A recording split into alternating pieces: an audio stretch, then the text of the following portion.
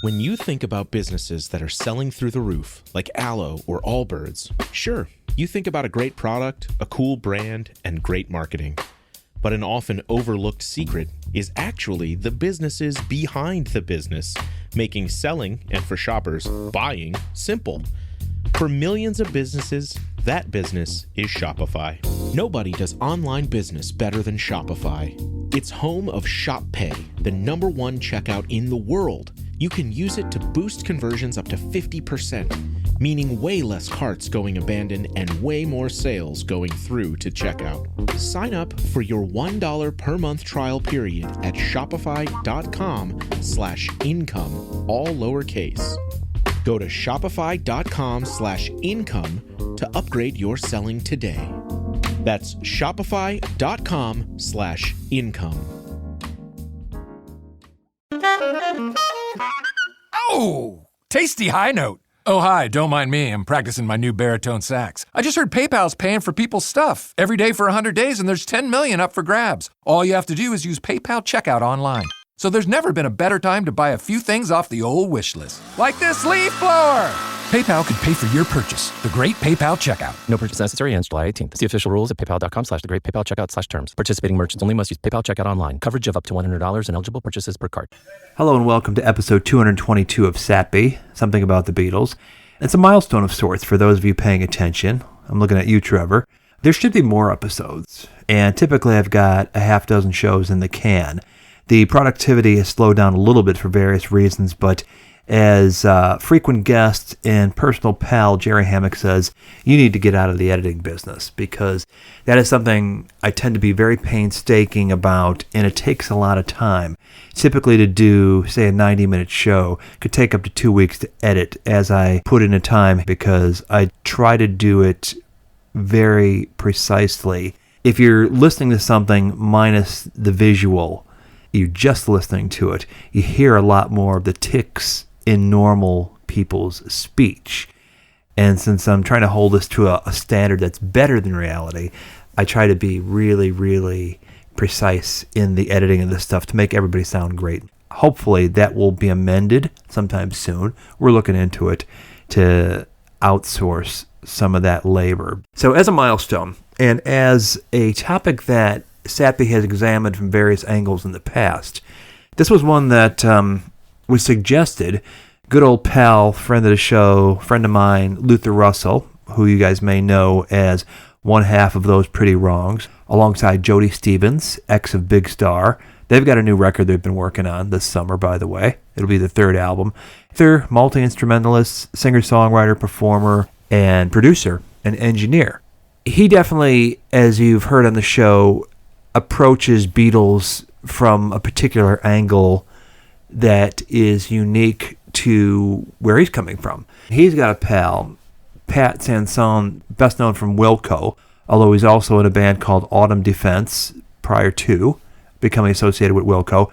And he's in a similar situation. He is a singer, songwriter, performer, multi-instrumentalist, producer, engineer as well.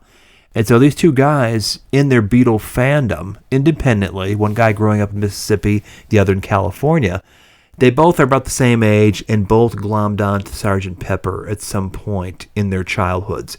It has maintained this mystique, this magic about it for them that is not unique, certainly for the people who were around in 1967 and of age to buy records. But the funny thing is that they came to it both at around the age of 10, say 1980, early 80s, somewhere then, and it has maintained that special place in their hearts. From their positions doing what they do in life, they're both prepared to give plenty of insights into what they're hearing when they listen to Sgt. Pepper and what gives it its magic. Anytime somebody wants to come with a unique perspective on anything having to do with the Beatles, especially one that may not necessarily fully overlap with mine, I'm all ears, because the thing is, these guys are so passionate and can talk forever and ever and ever about what it is that enthralls them about this album.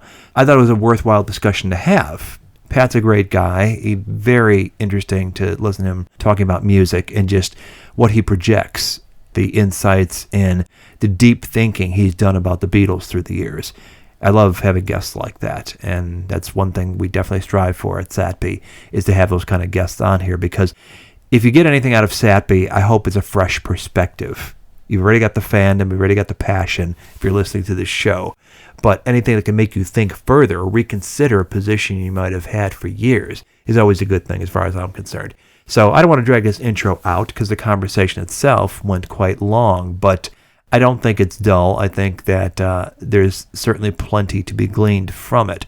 And so with that, I will turn the floor over to Pat and Luther. We started out the conversation basically talking about our backgrounds. So you'll hear a bit about his and how he came into Beatle fandom, but also just the way radio was different back in the Beatles' day, and certainly in the years when we were coming up as listeners to rock radio, and just where our musicality as fans was formed. In the 60s, when you look at the music charts, and I collect a lot of Chicago radio station charts, before music got so broken down by category, radios were playing absolutely everything. So you'd see the Beatles alongside Frank Sinatra, alongside Louis Armstrong, alongside whatever, Stan Getz and Astrid Gilberto, things like that. It was incredibly diverse and a rich listening experience that you'd hear and be exposed to everybody, every teenager to whatever cutoff adult age you'd stop listening to that stuff. And then it became all balkanized, 70s, 80s, 90s, heavy metal and top 40 and whatever. And in a weird way, it seems with the decline of albums being the currency and everything is all playlists and downloads, it's sort of returning to that diversity again, because using my son's friends as sort of the yardstick, they're into everything. Yeah. Their own generation's stuff, which we're all programmed to hate as parents. But you're saying it's more like the singles thing of the 60s. Yeah. Yes. Yeah, I get that. I listened to playlists he has. In fact, on the Nashville trip, we let him play his phone through the rent-a-car. And so we're hearing everything from this intense stuff I couldn't even name you, rappy stuff. And then there'd be a Supertramp track or Wilco or something. Yeah. Your tastes are so incredibly diverse. You can make a playlist of such diverse stuff. Like me, I have to kind of program things, at least by period, if I need to listen to it for a sustained period. I can't genre jump like that because it's like too much. It's almost like the disappearance of physical music matter has just erased the idea of there being eras in music. Right. That has just vaporized. So if you can go from this link to this link to this link, no matter what the time period, in a way, it's like this utopian dream of kind of what was always being imagined, that it's all there for us. It's all available. There's no boundaries, Right. It's like, to use the Beatle metaphor, the John Lennon metaphor, bagism, communication without prejudice. So absent the presentation aspect of it that we love so much, the 12-inch grid with wonderful artwork and whatever else, they are only able to judge things on the basis of the sounds they're hearing. And absent all that other stuff that will shade how they package it and perceive it and put it in a box in their own brain, it ends up being this wonderfully diverse thing, which I guess ultimately is a good thing. Yeah. As much as we lament what's happened with the digitalization of music. It's algorithmic. And I gotta say, Spotify shocks, stuns, amazes, and surprises me at every turn, because those algorithms are crazy accurate. You've all had that experience where an album ends and they start bringing up new stuff and you're like, yeah, I would have put that on. Yeah, that would have gone. Yeah, that seems natural. Like, what the hell? That is odd. It is odd. Isn't it? Isn't it a strange feeling? Because I didn't know my taste could be programmed, but yeah, I guess it can. Even though we're living in a strange time, but it does give me hope. It's like, okay, if it's going to be somewhat robotic, at least everything they're drawing from and choosing from is eclectic and interesting. It's just, again, we're coming from a different perspective, all three of us, because we used to just stare at a 12 by 12 square endlessly and dive into it, right? And have to drive sometimes a great distance to go get that, square. You had to work for it, yeah. It's a different way of participation in the idea of this thing that you're interacting with. It's just a different relationship, It's different. Not better, not necessarily better or worse. Yeah. I'm going to guess, it is different. As creative types and artists yourself, that you weren't passive in your experience of receiving music and discovering music, that either there was an environmental factor or, as you described, Pat, you would have to proactively go out and get it. Can you describe that a little bit in terms of What turned you on to stuff that might have been different, informing your tastes apart from your peers? Gosh, this could be a long answer. Go for it. I'll give it. I mean, my story with that is I grew up in a small town in Mississippi, Meridian, Mississippi. There was a record store there that was pretty good. Was it skewed toward a particular genre or taste? No, it was just, well, there was a record store at the mall that just kind of got all the major releases. But then there was a independent record store that was run by, kind of a Southern hippie. It was right across the street from the high school, which was pretty amazing. Perfect. He also, well, I won't go into some of the other things he might have sold under the counter, but that's where I bought Sgt. Pepper Sgt. Pepper was the first album I bought with my own money when I was 11 or so. That's very interesting because that might have been my third after the Red and the Blue albums. I got hit by the Beatle rays when John Lennon died. I was 10 years old. Beatle music wasn't really in our household, but a lot of music was in our household. Where are you in the birth order? I'm the first. Okay. I'm the first. I have two younger sisters. Okay. I come from a musical family. My mother is a singer, not professionally, but an amazing singer, and sang in groups around town. She was really into jazz, and she was really into kind of like R&B. She was never really a big Beatle fan in those years. I mean, she graduated high school in, I want to say 61, something around. So that's the age group that she's in. She was in that moment, but she was more into soul music, R&B music, jazz music. She appreciated the Beatles and rock music that was happening at the time, but it just wasn't her thing. And it's interesting as distinct from country, which some people might expect, Mississippi, you got to be into country music. Yeah, I mean, this is the thing. Like, I grew up in a very kind of odd family. My father, who is 10 years older than my mom, he comes from a family. His mother was a singer. Wow. He grew up in this family where show business was like really important. And his mother was a singer. She sang on a radio show in New Orleans. She knew all the, American standard pop hits of the day. Wow. She also had another character where she sang like Western swing and cowboy songs. Wow. Did she make records? Different stage name for that. No, she didn't make any records, unfortunately. Okay, but she was a radio unfortunately. performer. Yeah, but she would go down to New Orleans once a week and perform on this radio show. Wow. Do these air checks exist? We haven't found any of that, but what we have found recently is letters that people would write into the radio station to her requesting certain songs. Wow. That's amazing. It'd be a personal letter saying that I heard your show the other night on the so-and-so hayride and I love your voice. And would you next time sing so-and-so cowboy song? And she would have to learn it, I guess, and she would do it. Stacks of these letters. Yeah, that's great. So I grew up in a family where this was just this mode of thinking.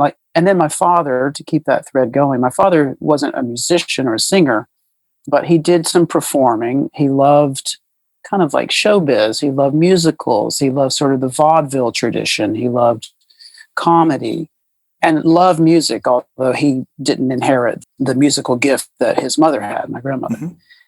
But in his 30s, in our hometown, he started to promote concerts. There's this beautiful theater in our, one of those, a beautiful theater built in the 20s.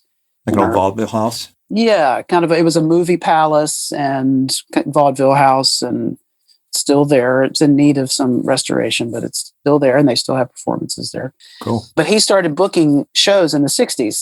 The first show that he booked was Buck Owens, 66. He did Glenn Campbell in 68. Wow. And then he started making it a regular festival. So when I came along and, when I was around in the 70s as a kid, I would hang out down there at the theater and watch these incredible legendary artists come in. Wow. Every spring. And I'd be there from the time the stage crew got there in the morning until the stage crew left at night. I'd see be there in the ticket office. I'd watch the sound checks. I'd see the audience coming in. I'd watch the show from the side of the stage. He put people like Ray Charles and Tony Bennett and Roberta Flack and wow. Damn, you saw some shows, huh? Four Tops and country stuff. His idea was to have something in that month of April when he would do these shows on the weekends, he'd try to have something for everybody. Mm-hmm. Try to have something that's like an R&B act. He'd try to have something that's kind of like for the older crowd, that's like a Vegas-y kind of thing, like maybe Jack Jones or somebody like that.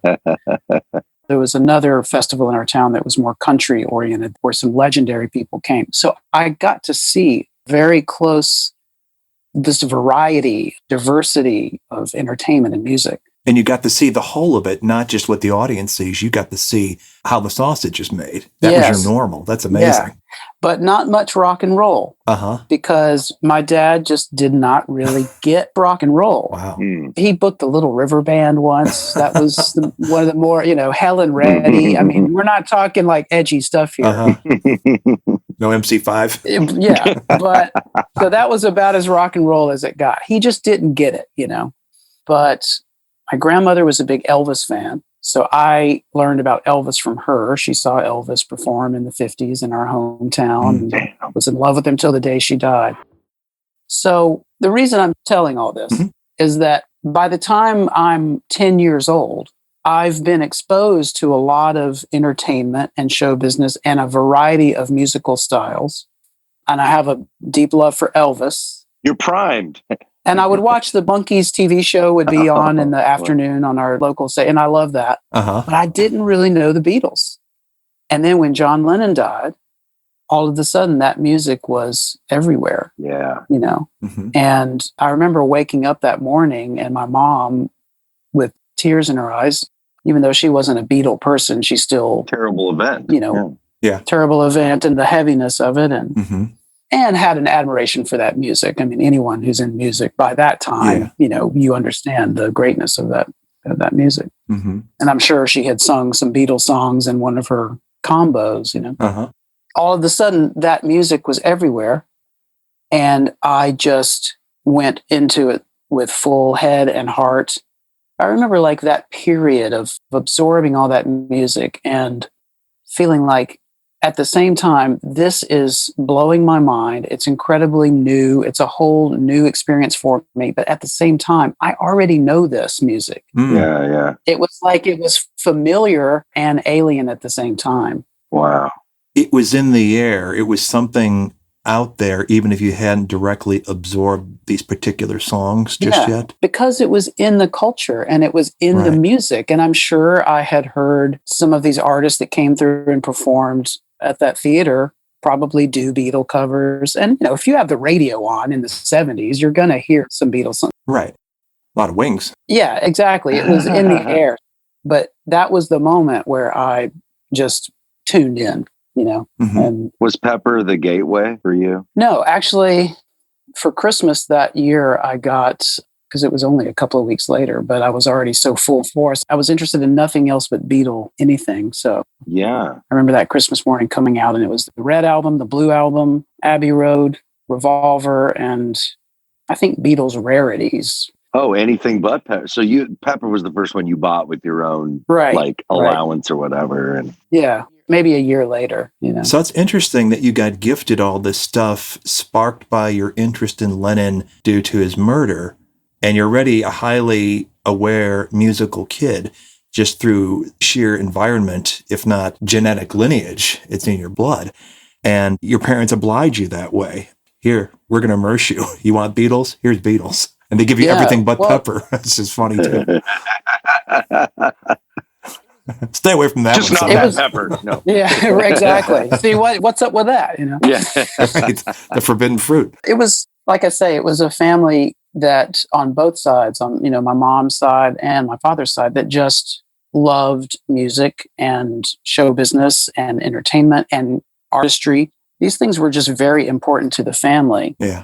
And that was not necessarily common in my hometown. I was wondering about that. If you felt sort of exceptional, different from your peers in that way. Yeah. I began to, as I got a few years older, I became aware of the fact that that wasn't everyone's experience. Right. Yeah. But it was my own little world that I existed in, during those years. So as deep and passionate as you were about this, did you feel it was something you were in position to share with anybody, or was it pretty much your own thing? as I got into my adolescence, there was a small group of kids in town that were interested in music outside of what was on the top 40. A small group, and we banded together pretty tightly, and we would find ways to get to Jackson, Mississippi, which was the capital city that's bigger and had the better record store where you could get the weird records and you could get the underground records and the independent stuff. Were you one of those kids like me with just had to have all the Beatle books and just started getting immersed that way? Because that's how I discovered a lot of other music through. Totally. I mean, Beatles were definitely my gateway to. Oh, totally. Besides my dad's record collection, he always had the Dylan and the stuff in there. I kind of took it out when he didn't really push it on me. Oh, totally. Yeah. The Beatle love took me to just loving 60s music in general and the Who. And I was a major Who fan in You're amongst friends then. my teens and still am. Hardcore, Oh, yeah. I probably watched The Kids Are All Right maybe 1,000 times, by the time I was 15, That was my religious experience for sure. Remember that documentary, is it called the Complete Beatles? Yes. Oh, yeah. That was Malcolm McDowell. The Complete EAT. Yeah. Yeah, the very intense narration by Malcolm McDowell. Very serious.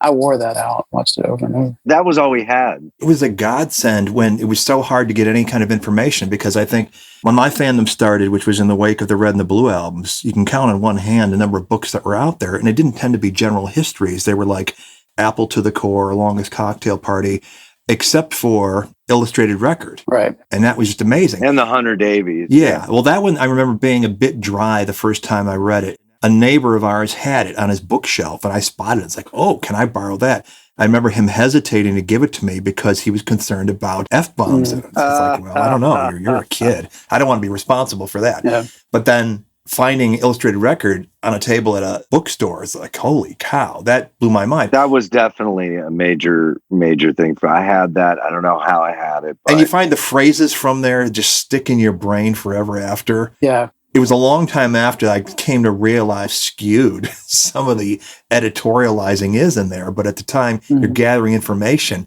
you're not realizing, why are they so mean to George? Why are they so dismissive of Paul? It's like, wait a minute. You get your own taste develops. Like, that's not fair. The conditioning starts. Yeah. The book that I really lived in during that time, and I still have my copy upstairs, it's called Beatles Forever. Yeah. Is it Nicholas Schaffner? Yeah. Yeah. And I don't know, do you know when that book came out? Yeah, 77. Okay. It came on the heels. There was a book that got widely distributed called Growing Up with the Beatles by a guy named Ron Schomburg. That was like one of the first, for fans of a certain age, post Beatles. You weren't first generation fan, but it was so lavishly illustrated and came with a poster in it. Wow. And it became like, wow, this is a great book to have. It took you a while to realize what shite it was, because it's just basically the memoir of this kid growing up in Kansas and his Beatle fandom. And for that, it's fine, but it sort of gives you the narrative of what it was like being a fan in the 60s and like, oh, Paul is dead and all that sort of thing. So it's not what you go to for Beatle information per se, but it had lots of great pictures. Whereas Beatles Forever was like the gold standard for a long, long time until better sources came out and you were able to do the research on the actual history that Shafter didn't have access to at the time. But at the time, it was as good as it got. Right. Lots of pictures. Oh, yeah. As a kid falling in love with the Beatles, it was just a way to just dive into that world. There wasn't really anything else. I didn't have access to anything else quite like that for those first few years. Right. And then Shout came out. And I think depending on your level of information to that point, you either embraced it as, wow, this is a great, vivid update of the Hunter Davies book, taking it up to the breakup and all that stuff. But if you already had a certain body of knowledge, you came to recognize, well, this is kind of skewed. It's like John Lennon is the Beatles. It was very catty and bitchy. And yeah. I remember it giving me kind of an uneasy feeling. We're talking decades ago. Yeah. And I remember reading it, but just not digging it. Like just feeling like, this isn't really. I need a shower. This isn't really my relationship to this music. It didn't stick with me, Right. And I'd say the same thing for Love You Make when that came out a couple of years later. And again, it made you feel kind of icky reading it. I remember finding a Beatles A to Z in a bookstore, and that was a huge one for me after the Illustrated Records. I guess I must have been hungry for information. And anytime I could find out about something I didn't know about, my parents even had the books, like the Hunter Davies book was around, and The Longest Cocktail Party. It was all around in my house right. because they were total Beatle maniacs. Mhm. Just coming from the time, and also just being from a musical family and stuff. But then these new books would come out. Yeah, hell yeah. Later on, The Love You Make. But when I saw that Mhm. Beatles A to Z, that was my Bible, basically, from thenceforth. I Yeah. don't know if you guys had that, but it really had a lot of cool info. Oh yeah, I still do. It's one I probably haven't picked up in 30 years because it gets superseded. It's not a super opinionated, I don't believe. Maybe I'm remembering it wrong, but it was really neutral, just the facts. Yeah, I don't remember it being like that either. But on the other hand, it was good for reference. Really Yeah. good for reference. Did you guys have access to All Together Now? Which one is that one? It's by Harry Castleman and Walter Oh, Podrazik. Yeah, I remember that one. It was basically a really contextualized, expanded discography. So it gave every release in there, but then there were chapters on bootlegs, which was enormously eye-opening to let you know what was out there and what it was all about and what was BS. God. And on foreign releases, and a great section in there on the four Beatles playing on other people's records, which was really cool. So that's when you discovered, oh, George is on Nilsson or on Jack Bruce's album, things like that. And it gave you, as a collector, it's like, okay, I have to track down Startling music or things like that.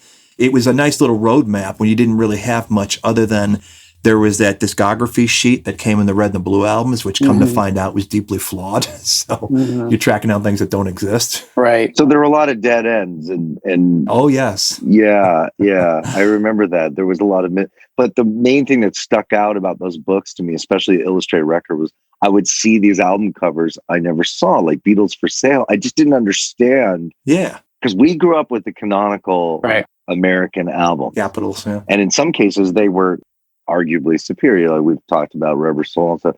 But then in the 80s, when they got everything aligned, Yeah. I embraced it. I accepted it and I embraced it. It was kind of new and fresh. Anytime a new and fresh thing came out on the Beatles, like the anthology or the switch to the British, Yeah. I just dove in and accepted it and wanted it. I wanted to get them all. But it was definitely like a little bit of a mess with your mind, a little bit. Yeah. Did you either of you guys collect any bootlegs? Oh, Like when they were on vinyl? yeah. Here's the bootleg I found. I was like 15. We were like in Canada somewhere and went to some record store and I got the Beatles Sessions. That famous one that was the first one that had outtakes. Yeah, the aborted anthology, pre-anthology. It was the first one of the one they tried to make. I guess they didn't. Later on, I found out they didn't Yeah. put it out.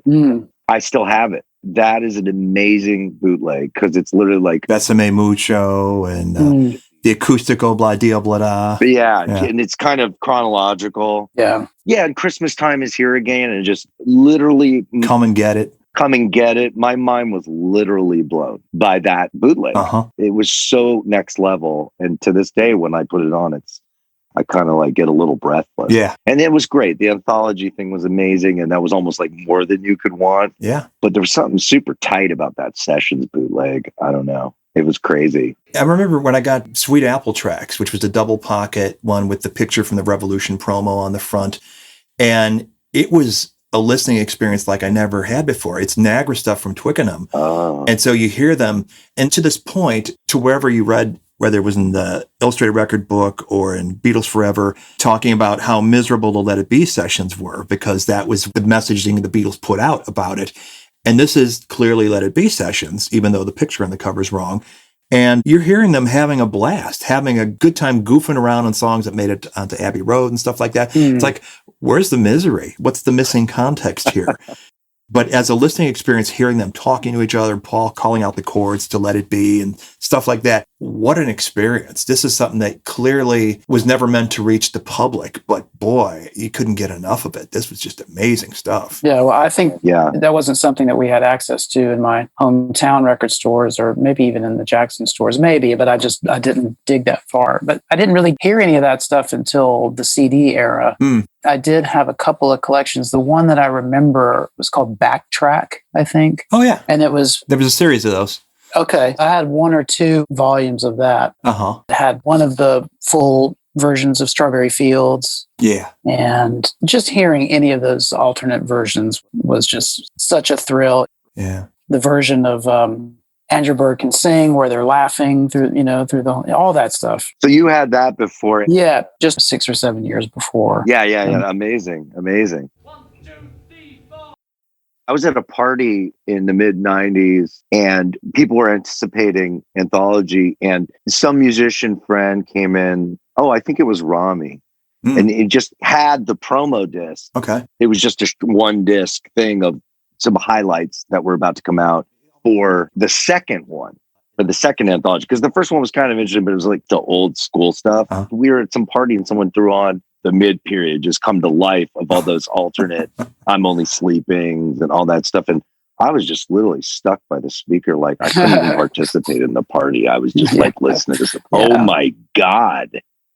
There was still a heavy duty discovery period in the 90s. Yeah. That was going on. That was like, yeah, it'll be hard to top that. The only thing I'm hoping could start bringing those kind of feelings about is looking forward to seeing all this stuff no one's seen in the Get Back stuff. Right. Because we pretty much heard and seen it all and read it all. Yeah. But there are things in the vaults, man, that when they come out, it's going to be pretty wild. Did you guys get that experience when you saw the 5-minute highlight reel back at the end of last year? Oh my God. Totally. Oh yeah. It's thrilling, and it was so wonderful just to see the outpouring of joy and excitement from people everywhere. At that time. At the time of the pandemic. At that moment. Gosh, at that moment, just to see something so vibrant, to see them in those beautiful colors and what they were wearing is just bursting off the screen. Can see the camaraderie, the joy. It's like exactly what the world needed, especially what all us Beatle fans needed at that moment, to have something to hang our hat on for a moment, And, it was a dark time when the Let It Be period like lifted everybody. Right. It's like, oh my God, what a joyous time it was. And in the dark, cold days of early '69 when everyone was grumpy. Yeah. Nowhere to go but up. Exactly. So it's interesting that these experiences bring you back to that moment of uplift and discovery, that buzz you felt. And I've always kind of theorized that, and I guess I subsequently found that there's actually scientific reason that this is a valid thing, but music that enters your life, say starting at the age of 10 through maybe the end of your teens, it will have the most profound impact on you forever. Right. And you'll always be able to, when you get re-exposed to that stuff, recall that buzz, that rush you got the first time. And you're describing here, talking about getting into Pepper at roughly the age of 10. Are you still getting that buzz off it? Luther, you've said similar things about things you've gotten into. Well, and in Pat's case, out of a very dark time, kind of like a joyous thing coming in at a dark time because Lennon was shot. I mean, that was a very dark time.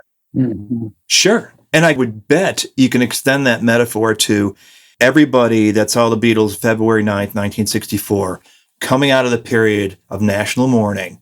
It's like exactly the right thing at the right time. And how many times have the Beatles given that to us? Right. It's interesting. Once we connected and decided to have this conversation about Pepper, of course, I've been listening to Pepper a lot the last week and a half or so and just getting back in that world. And I still get that buzz from listening to it. There are moments in the record that are still so rich with mystery and magic that will never go away for me. Those are the key terms for sure. Yeah. I hear that over and over again. And the funny thing is that you were early 70s, 10 years old, hearing this and getting that perception off of it. I've talked to any number of people, first generation fans that are now late 60s, early 70s. They'll almost tear up when they describe their first listening of Pepper. It is exactly the same profound moment.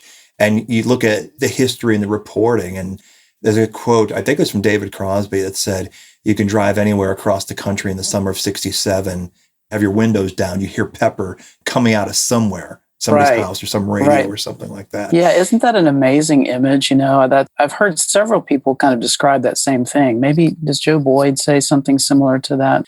But just, the idea of being in London or any city really in 67 and just walking down the street and windows are open and hearing various tracks from Pepper kind of just floating through the air, coloring the air, Right. I've heard several people talk about how the Beatles were sort of the moment when the world went from black and white to color, But But Pepper really is kind of that moment. It's totally Technicolor. Yeah. In my sort of thinking about the mythology of it, Pepper was the colorizing of the musical pop culture at that time. It's literally true from Revolver to Pepper. Right, exactly. That's true. Exactly. Revolver, as colorful as it is sonically, it's still, there's a graininess about it. There's kind of like a graininess of it sonically to me that I associate with that black and white cover. Whereas Pepper it's all about color, sonically, visually,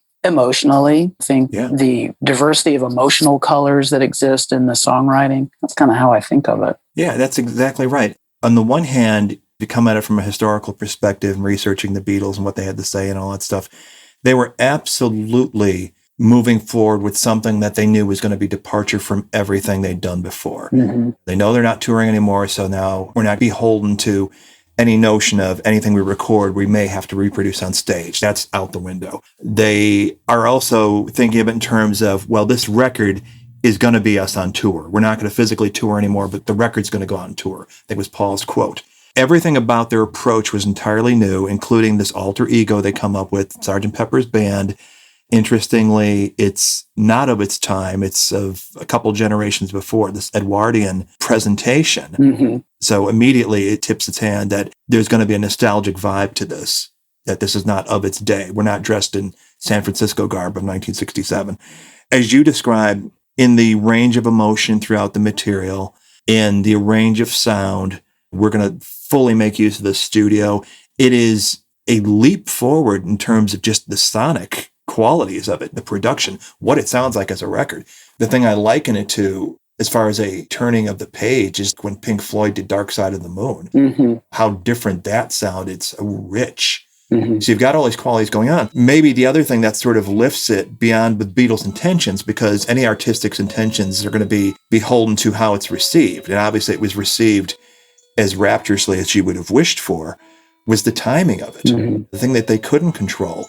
The right thing at the right time, which we've seen so many times in the Beatles' career over and over and over again.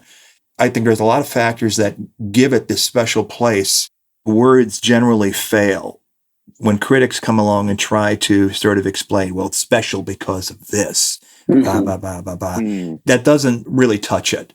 It's something that is beyond the ability of words to describe. It's timing, it's the actual ingredients of it, but it's something bigger than that.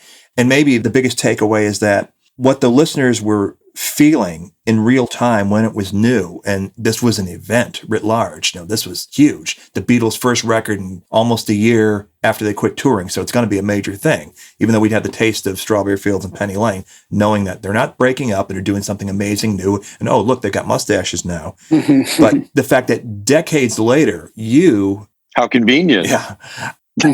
Apart from that context of 67, are getting that same buzz off of it. That, to me, you have to point your finger at one thing that gives it its power. It's the fact that it's timeless. Yeah. It's timeless in what it makes you feel and what it's putting out there. And that's how you can have that reaction for people listening to it, I think. What are your thoughts? The sort of idea that it's somehow dated is kind of funny concept to me, because for a few reasons. I think a lot of this is because it is such a representational event of the summer of love. Pepper, it just gets attached to that moment, understandably so. Mm-hmm. Because like you say, of when it appeared at this moment when the culture was hungry for it, ready for it, needed it, but was also still so surprised by it. It represents that moment. So whenever it's presented on documentaries and things, they play songs from Pepper and then they show kind of the quintessential Summer of Love footage, the clothes, the whole thing that just become the cliched imagery of that time. Yeah. So maybe it's just become hard for people to sort of separate some of the music from that itself and not just experience the music or experience the album on its own. Mm-hmm. To me, like I say, when I listen to it, I'm still just blown away by what I'm hearing. And it's funny to think of it as being dated because they were drawing on such a range of time periods and styles and subject matter. Pepper, to me, it's this amazing magic trick of both looking forward and looking backward at the same time. There's so much revolutionary, creative innovation happening on the record. Yeah. But there's also this looking back and drawing from the things that got them to that moment. So it's not just about, obviously, everything that came before is bull and it's time to blow the doors open and everything has to be new. It's moving forward by appreciating the past. So it's this very interesting feeling, I think, in the album. There's like a tension that's like caught between those two impulses, caught between the impulses of deconstructing everything and moving forward into the new world, but also looking back on what's been valuable and what's been rich about the past. Yeah. It's funny. I was talking to a friend of mine the other day. He's a writer. His name is Bill DeMaine. He's a songwriter and music journalist. He's written for Mojo a good bit and contributed to a great book about Pepper called Sgt. Pepper, The Mood, the Look, the Sound, the Legacy of the Beatles' Great Masterpiece. Sgt. Pepper at 50. Oh, wow. So I had lunch with him and we were discussing this. And we started talking about She's Leaving Home. And there's a lot about, if there is an overarching theme to Pepper, it's kind of in She's Leaving Home. It's almost like McCartney, in a way, is kind of writing about himself. This is the moment where I'm moving forward into this new way of approaching my work, approaching my art, approaching my life. But you also hear the chorus of the parents with genuine love, Empathy. and empathy saying, well, but we've given you so much. Right. No, the generational divide is definitely encapsulated in that song. I know there's a story in my family where my grandfather was a songwriter and he was from that other era. And he just, when Pepper came out, of course, I think my mom and my dad, the young newlyweds, played it for him. Like, you got to get into this. He just latched onto She's Leaving Home. Oh, isn't that interesting? That was his hook. You know, he could get in, he could understand it through that. Probably for a lot of reasons. Not just the string laden Montivani, whatever, but just like you're talking about, those overarching themes and that conversation between the generations in it and stuff like that. Yeah. I think that is the heart and the center of Sgt. Pepper. I totally agree with. It's really deep, I think. This is why I kind of just have a problem when I hear the check out. Well, when I hear criticisms of Pepper as being emotionally shallow, or it sounds great and the production is beautiful, but the songs lack emotional depth, and it's all gloss. I'm like, are you listening to the same record? Yeah, that's how I feel. We could get into that later. That's just kind of why that is. You wasted breath holding. I think that there's a lot in that song that kind of points towards how I feel about the rest of the record and what the record is sort of saying, unconsciously. I don't know that it certainly wasn't a conscious theme that they were laying down, but. And Robert, like, you talk about the history and everything that surrounds it and the circumstances and all that stuff. But as a young child, I didn't know any of that. Right. So I'm responding to, this is what's kind of fascinating to me, is I heard all their intentions in there. You know how it's like more echoey record than the other stuff they did. Yeah. It's got a kind of reverb, kind of like echo plate thing to it. As Pat said, sort of that magical mysticism element to it. Yeah, I mean, there's literally sonically, it has this mystical quality because they really leaned on their effects and their. So when I was a kid, it really was like a show being put on for me. Yeah. Like, I dropped the record and I heard the audience, and like, as a little child, I thought, this little show is being put on for me. And I knew it was the Beatles, but it was this other band they were playing, and that all came across. So that magic trick was actually working without me having any knowledge of the circumstance of the record, because Pat and I are both, I think we're pretty much exactly the same age. We're next gen Beatles. We post date essentially the Beatles, the breakup. Right. So we're the first generation to come in and appreciate it in retrospect. And nothing about it was unclear. I think that's exactly, both you guys are putting your finger on the magic of it to this day, is that you don't need all the context. You don't need to understand where they were coming from or what the times were surrounding the Beatles. It all comes through nonetheless. Yeah. And it gripped you guys at this age where you're wide open. You're devoid of prejudices that harden in a normal person through the years as you live life and everything. Your receptivity is pretty heightened.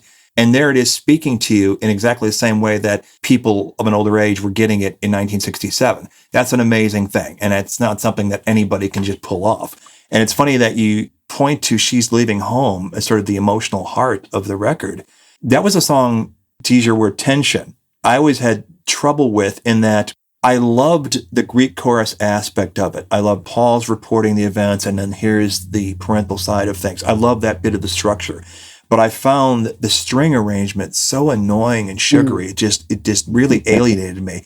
I wish they could have done like a stripped down For No One version of this or something that would be a lot easier for me to absorb.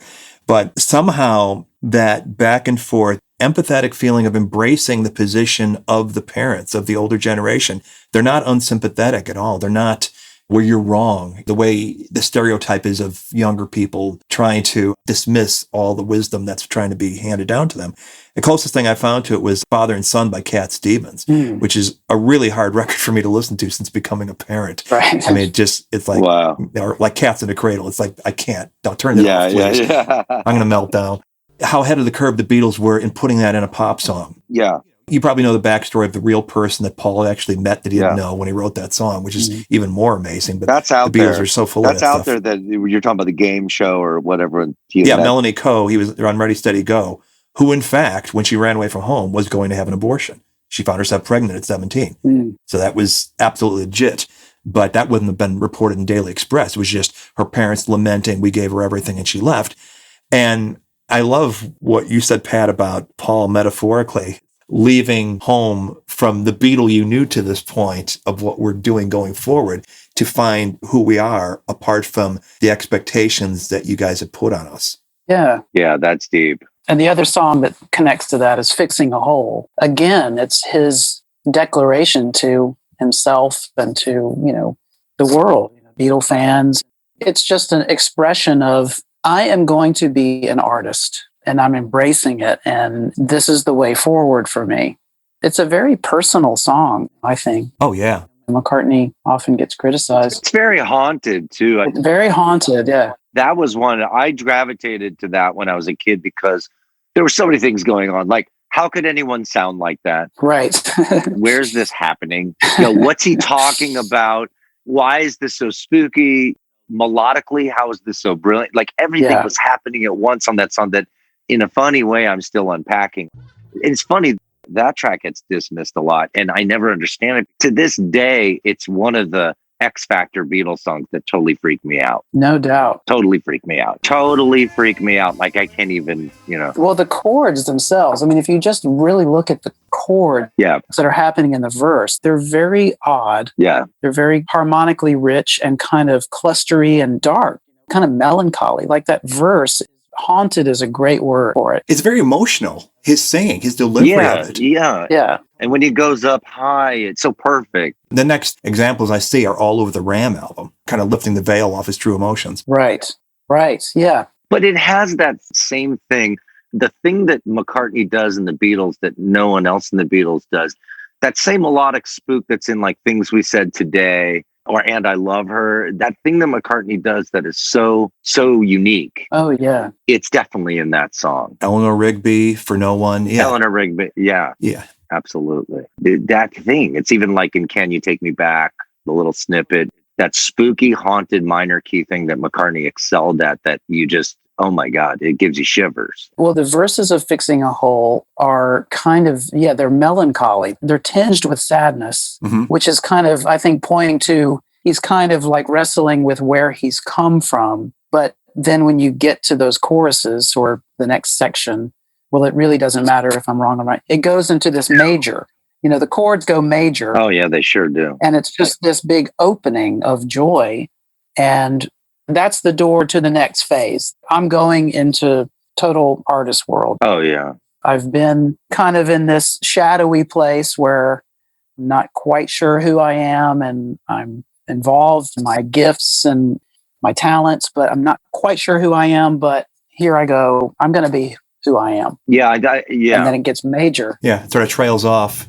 I love the moment where It's the verse where he's saying, I'm painting my room in a colorful way. Yeah. And it's like, it gets real floaty right there. Like the bass goes like, he gets really high on the bass. So It's outside. It's outside. Yeah. yeah, it gets kind of floaty there for a second. And then that great guitar solo comes in, which I think is George. It's got to be him. I think that solo might be George. Yeah. There's a lot of great Paul guitar solos on Wow. Pepper, of course. It almost seems as if Paul doesn't get enough credit for the way he transformed his own pain, the way John Lennon did. No doubt about that. Well, John latched onto the whole, it's not authentic or worth a damn if it's not about me directly. And so he's going to put it all out there where, Paul, I'm here to create art, yes, and express myself, but I'm also here as an entertainer. And maybe I'm going to risk losing you if I'm making it too Paul specific. Therefore, I'm going to express myself in the framework of giving you a nice song to listen to. I feel like Fixing Hole is a perfect example where what's the hole? I mean, it's obviously the hole is his mother and there's whatever the hole is. And he was just more adept at it during the Beatles than John was, whereas John was more adept at it after, I think, the Beatles in transforming his pain. I mean, that's being broad. Yeah. He was seizing opportunities while John was running away. That's not a knock. It's just that's what Pepper is encapsulated. It's him seizing out. Okay, we're the Beatles. We're at the biggest we are. I'm going to dive in with this concept, go the full hog, whereas John was kind of retreating at that moment. Yeah. And shrinking, Right. and giving Paul the space. But there was almost this trust. They knew they had each other's backs. And that was an example of John going, it's like when, Mick for years picked up the slack for Keith because he had a habit. It's that deep love. And then yet they're all repping on the cover so hard. The four of them are just fronting, like we got each other. Yeah. It is sad to read some of the dismissive quotes from John. Ringo. And from Ringo, yeah. And I learned how to play chess and George. About Pepper, it really is sad. For me, it was kind of a bit tiring, or it was a bit boring because, I had a few moments in there that I enjoyed, but generally I didn't really like that album much. My heart was still in India, that was the big thing for me when it happened in the 66. It was after that, everything else seemed like hard work, it was a job. It was like doing something I didn't really want to do. I was losing interest in being fab at that point. I think with John, you can trace an exact line. What are the two things the Beatles are most acclaimed for? As an album, it's Pepper. As a song, it's Yesterday. Both are Paul's babies. So John naturally is going to be obligated to shit all over him going forward because he doesn't have the ownership that he would like to of those two acclaimed things. Yeah. They're dismissing Paul. Yeah. It's a bummer. I have a beautiful book. Do you know that there's a book called Kaleidoscope Eyes? It's a photography book. Yeah. Uh-huh. I think it's the same publisher as the beautiful Beatles recording book. It's called Kaleidoscope Eyes, and it's photographs from one night of the Pepper sessions. Yeah. By Henry Grossman. It's Henry Grossman photographs of the first night that they're working on Lucy in the Sky. It's so wonderful because they're all there. They're all dressed really awesome and they're all huddling together around the piano. There's great photographs of John and Paul together, shoulder to shoulder at the piano. Mm-hmm. And you just imagine the two of them working out the structure for Lucy and the melody and John bringing this song. They are there. They are together. You can see it. Mm-hmm. They are still in that place where they're psychically joined. You can see the collaboration. You can see the love between them. Totally. Yeah. Those pictures in the studio, it's funny. You always see these pictures of the Beatles in the studio, gathered, huddled around a piano. They almost look like photo ops. Yeah. But the more you learn about the Beatles, you realize they really did everything eye to eye and nose to nose. Mm-hmm. They really were all pitching in. So even if it feels musically tilted towards one Beatle, it could have been another Beatle that was actually just completely driving the session. Like John with Julia. Which is why that Peter Jackson highlights reel is such a culture shock from everything we were ever taught about the Let It Be sessions. It's like, what are you talking about? Linda and Yoko smiling together. It's like, it's completely 180 degrees counter to what they themselves talked about describing those sessions. And it leads to a whole other discussion is why? Why did they need to completely warp their own history that way? Or why were they remembering it that way? The anniversary of Maxwell Silver Hammer, which was the occasion of John coming back, joining the Abbey Road sessions after having had his car accident in Scotland. It's an interesting thing to talk about, as I posted about, because you've got three Beatles just totally being so unrelentingly negative about that song. And Ringo and John in particular being very colorful about, we spent more money and time on that than anything else on Abbey Road, and days and days and days it went on. Right. And thankfully, we have the evidence to show they're completely pulling that out of their ass. They spent 3 days on it, 1 day tracking it, 2 days on overdubs, which, by the way, was less time than was spent on Octopus's Garden. But the fact that they so distort their own history over and over and over again, it is, as you say, Pat, it's sad that something that gives the world so much joy, you guys express so much disdain for. It's like, why do you do that? Can't we enjoy this? Well, it's kind of their job. It's kind of their job to take the piss out of Paul. Well, and I think there's the impulse too. You know, part of rock and roll's objective is to kill your idols, right? Even if it's yourself. You know, it's like Pepper was so heralded and was such a moment and put on such a pedestal from the beginning. Maybe there's just this impulse that those idols need to be torn down, you know, like even if it's yourself. Which is not a bad impulse to keep yourself grounded. But I always wondered, either of you guys have an interpretation for the opening line of How Do You Sleep? A song directed entirely at bringing down Paul. So Sgt. Pepper took you by surprise. I only could theorize what he meant by that. It's not a very clear meaning to me. Yeah. That never really computed for me. Well, I always took it as, when I heard it, I took it as, oh, you were amazed that people received it so well. So immediately at the time, first trying to interpret that line, I thought, well, maybe they were a little scared because they stopped touring, and would people even get this? Yeah, we're all going to look different. We're all sound different. We're not being the Beatles, all this kind of shit. It's pop art. It's, to them, it's underground arty all the way, right? Which is the world Paul is steeped in at that time. Steeped in, but they're all in a sense steeped. They're at the epicenter of hipness in London. Will the world get it? And so maybe John did secretly know that Paul was secretly surprised by its reception. And then that gave Paul too much false bravado and too much, that's why he kind of had guns blazing after that. Maybe that further shrunk Lennon back, and maybe that's sort of what that whole thing is about. I mean, that's what my knee-jerk reaction to that line always was. Or he's just singing to the world. He's just saying that to the fandom. Sgt. Pepper took you all by surprise. That's the other. Yeah. But I'm here to tell you the real deal. Right. Such a straight. Yeah. And that's a very valid interpretation of it. That's probably what he meant. Yeah. That's the genius of Lennon, really, is that he can say all things to all people. I was thinking about myself. But again, that song's about me. He really was universal.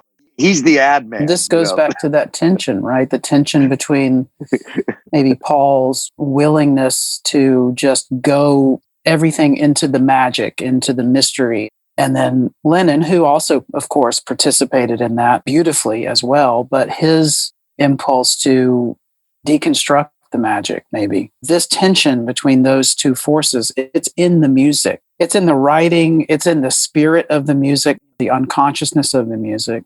Pepper is a tense album to me. I feel a lot of tension, but not tension in on a surface level. Uh-huh. Well, it's more of just like this existential tension.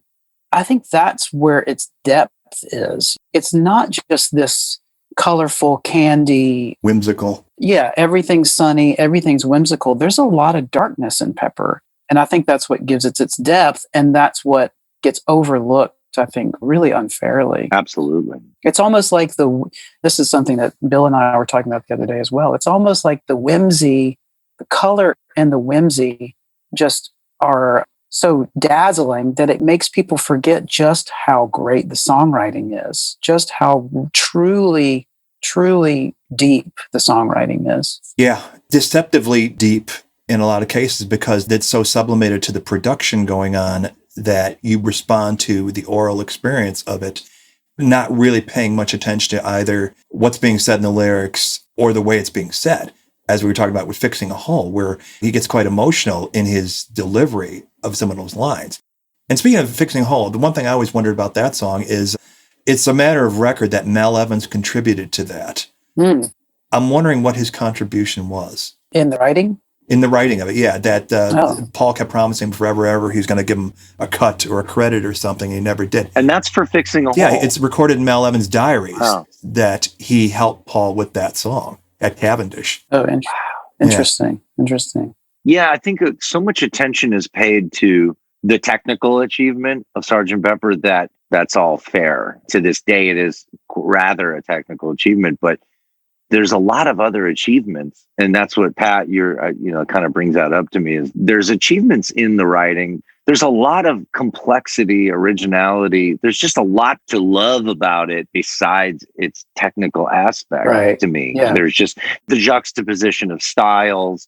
I think it's the first album where they sequenced it with no gaps. Mm-hmm. There's just all sorts of things in the approach to that record or you were talking about She's Leaving Home and the syrupiness of the strings, but that had been the whole record. Right. That would have been one thing, but it's sort of juxtaposing that against Eastern stuff. Right. And then it's almost like taking that Revolver thing to the hilt, and then just everything about it that's kind of postmodern, and there's a lot of winks and a lot of nods and a lot of inside jokes and just a lot of crazy things in that album that we're still unpacking half a century later innocently. Yeah, the idea of collage itself and how important that was in the art world at that very moment. It was emerging as this real expression of the time, and collage is so important to the Beatles' work at that point. The cover of Revolver, the cover of Pepper, the poster in the White Album, the approach to sonic experimentation, and wow, that's a great point, man. That is a great point. Musique concrète, and also just pulling from different eras is collage itself. It's musical collage. It was an important factor in everything they were sort of doing, their approach to everything they were doing at that time. Do you guys think it's wild how there was always kind of a mystery about why the White Album is the way it is after Pepper? Now we kind of understand it as them actually taking Pepper and even expanding that. It's actually even more epic. It's so far reaching. It's kind of interesting that we really didn't wrap our heads around that. So we really got evidence, really got proof of it in this past anniversary phase of the White Album, where we started to see it as a real follow-up to Pepper, that they intended it that way and all this kind of stuff, whereas it felt like a reaction for so many years to Pepper, but it's actually not. It's expanding on it. On that collage philosophy. Totally. You can see the line. It's almost the first regression in a way is really Abbey Road, not White Album. I just don't know if people really got where they were coming from with the White Album until much, much, much later. No, I think that when you've got this wonderfully contrived, I don't mean it in a negative way, but choreographed, if you like that word better, put together with Pepper, everything from the work that went into assembling that crowd of particular faces on the cover. Buttoned up, Yeah, and the old Beatles alongside the new Beatles, and the lyrics on the back cover, and the gatefold, and all that stuff, all that presentation. And then you've got a 180 degree, it's all white. There's nothing on the outside except their name stamped on it and the individual number rolling off the press that you own this unique piece of art from the Beatles to you in 1968. So people might have been reacting like, oh, they're dialing it back for this record, instead of recognizing, no, it was a lot more subtle than that. What they were doing as far as an expansion of the palette went. And again, to speak to that sort of impressionistic collage approach, so many songs on the White Album are made up of just varying components or elements that aren't sort of obvious. Even John, it seems to be a Paul specialty to create these little mini suites of a song within a song. We were talking before about the sort of twists that Fixing a Hole undergoes arrangement-wise. At that moment, I was thinking about You Never Give Me Your Money and how it segues out of college money spent into that one sweet dream, exhilarating uplift. And he just did that over and over and over again in his career. Uncle Albert, Band on a Run, whatever. And here's John doing it with Happiness is a Warm Gun. You've got these distinct segments that then pivot into something else.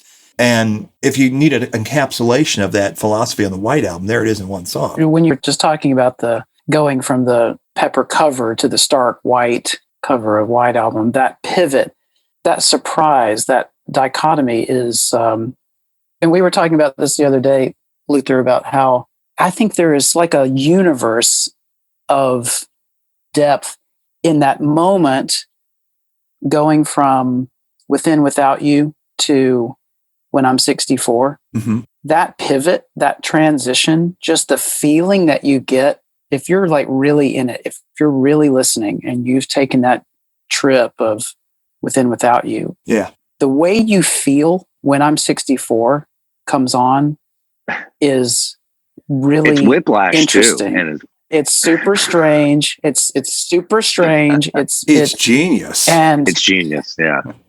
Yeah. And bridging it with the laughter. It's oh yeah, right. And it's unsettling too. It's both exhilarating and unsettling at the same time. Because they're committed so hard to each concept. I mean, they're not just doing this Indian thing with Within You Without You. It's really legit. It's really all the way, the commitment level, even Lennon talking, how excited he was about that track. And then the commitment level on When I'm 64. And by the way, how much that's meaningful to them as a band. That was their comic relief, intense moments on stage. Both things are after their own hearts. Yeah, and deep for them in different ways, Absolutely. It's therapeutic. It's saying that this is tension between like, am I an entertainer or am I an artist? We've been the Beatles. 8 months ago or whatever, we were still singing rock and roll music, which is meaningful to us in its own way. But the idea that they had made Revolver, but they're still on stage singing rock and roll music is just what Pat just said. Yeah. What Pat just said. The fact they were singing rock and roll music, when you line it up right before they did Pepper, that still is such a disconnect in my head. And after you've released Tomorrow Never Knows, I mean, that is just mind blowing. So this tension that they must have all been feeling, like, what are we? Are we artists? McCartney is like floating through London, going to John Cage and seeing experimental films and George is getting deep into his spiritual education. They must have felt this like really existential tension of what are we? I love watching, and we've seen it so many times, the footage of when they're arriving at Abbey Road. Can I have a word? Are the Beatles going to go their own ways in 1967? Do you think? They could be, on our own or together. We're always involved with each other, whatever we're doing. Could you ever see a time when, in fact, you weren't working together? I could see us working not together for a period, but we'd always get together for one reason or other. You need other people for ideas as well, but, and we all get along fine. If you never toured again, would it worry you? I don't know. No, I don't think so. Wouldn't worry you? But because the only thing about that, you see, is that performance for us, see, it's gone downhill performance, because we can't develop when no one can hear us, you know what I mean? So for us to perform is it's difficult, gets difficult each time. You mean they don't listen to you, and therefore you don't want to do that? Oh yeah, we want to do it, but if we're not listened to, then, and we can't even hear ourselves, then we can't improve in that. We can't get any better. So we're trying to get better with things like recording. Robert, do you have any idea of what day that was, what they were working on when they arrived that day? Yes, that was December 66. That was them coming in. I believe they were working on When I'm 64. That's what I've heard, yeah. Okay. But it was after Strawberry Fields was in progress. They started that in November, and this was December. It was right before Christmas. Right. So it's an interesting little snapshot of them sort of between stages, still looking a little bit mop-toppy, but the facial hair is coming in, and in their heads, they've already moved on. And just the presence that they all have, you really see so much. Mm-hmm. Like Paul is very serious. Like Paul's very intense in that. Yeah. And generous with his time. And generous, but he's on a mission. He's like, God. Look, this is, if we can't be listened to, right. If we can't progress as musicians, then, we have to pivot. We have to do a new thing. So this is what we're doing now. You can tell he's like really in it. John. He's generous too. He is. And he's very soft in that moment too. Probably high as hell. It is interesting because Pepper is so laden with imagery. Yeah. Like well beyond anything they've done to that point. Yeah. And he, of course, just made this film. And at the time, they were talking about doing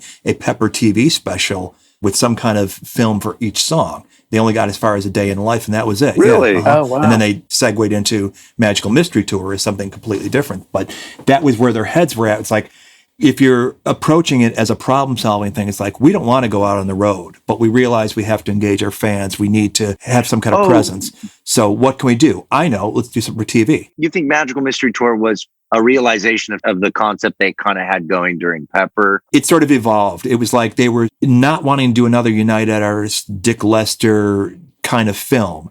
And that's when they got Joe Orton involved. You might know about that. He was that playwright in London that they'd actually gotten a script from him called Up Against It, which was so out there. It would have blown everybody's minds. And the Beatles turned it down because it was just not their thing. But that was the direction they were going in. They wanted to do something different. Instead, they did something that, if you look at Mystery Tour in its way as sort of an extension of Pepper, in that, again, you've got this sort of nostalgic vibe. You've got this, come on, everybody, including our parents' generation, we're going to do something you're familiar with, this mystery trip, which was a thing in England, where you'd buy a bus ticket not knowing where you were going, and it would be this fun little experience, sing-alongs on the bus and all that stuff. Only they added the layer of psychedelia to it so they can do Fool on the Hill and flying and all this other stuff to it. So that was their sort of mashup of two different styles to present in their way something new that was visual, not tied to an album like Pepper was.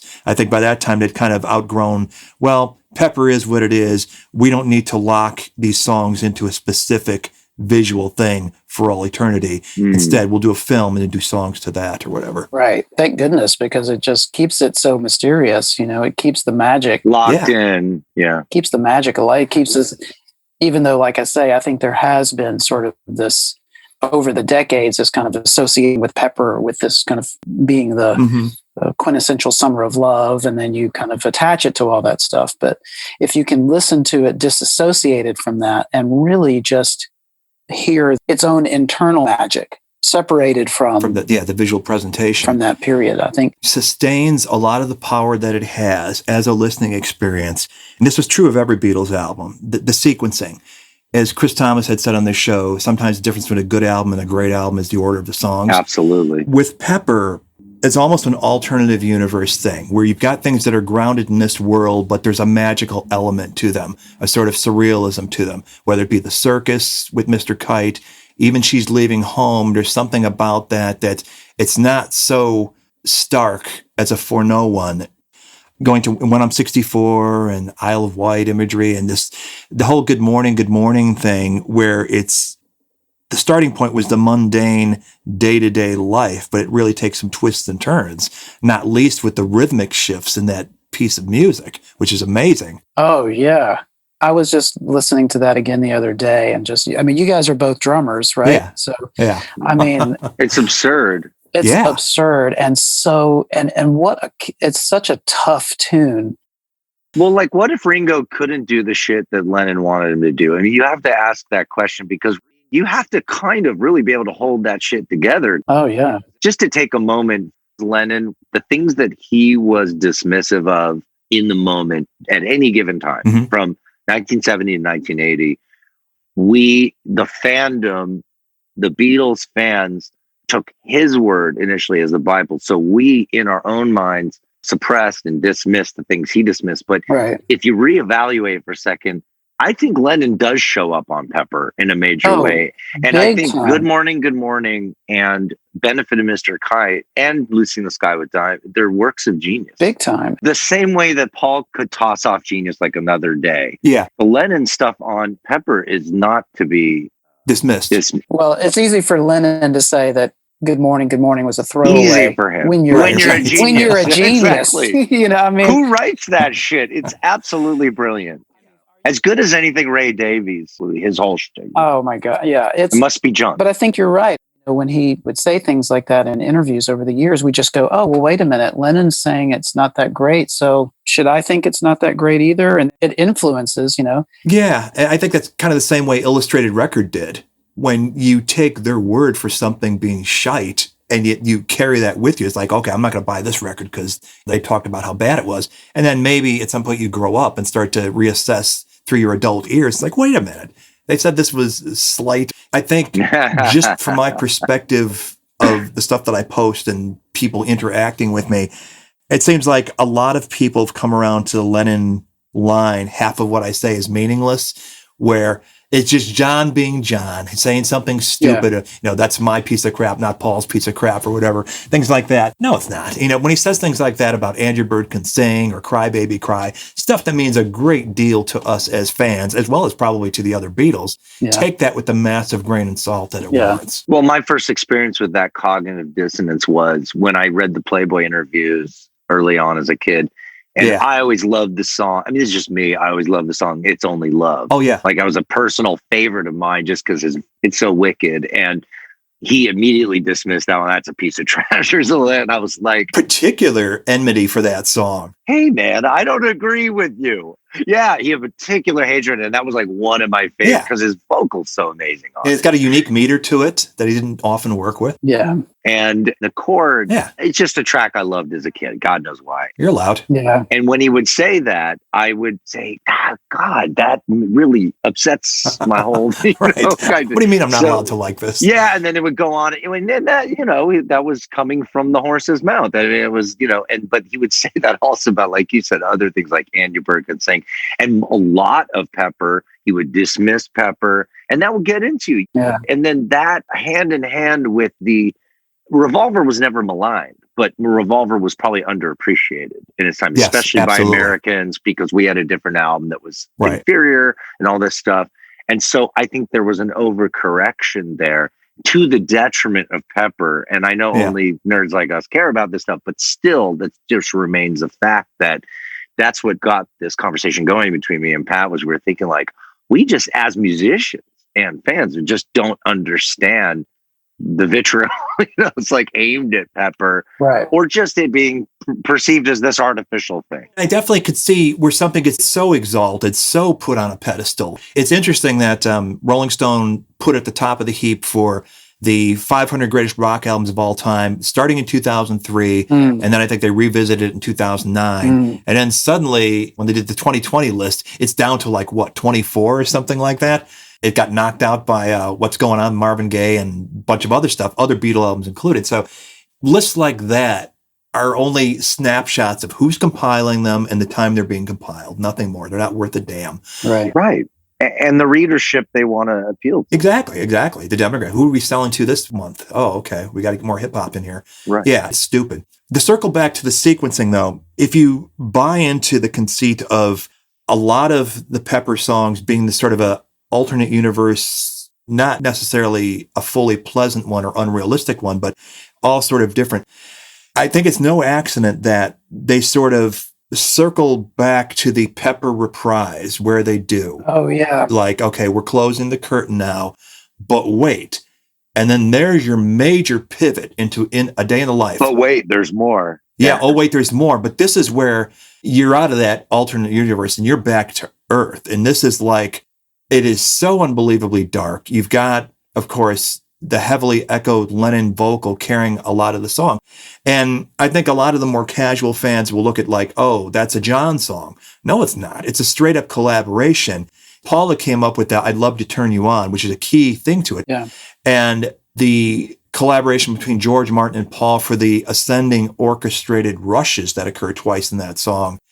And the Woke Up, which is a very key element to the narrative being put out there. I think it is closely worked on, and both of them being responsible for the end product as anything they ever did.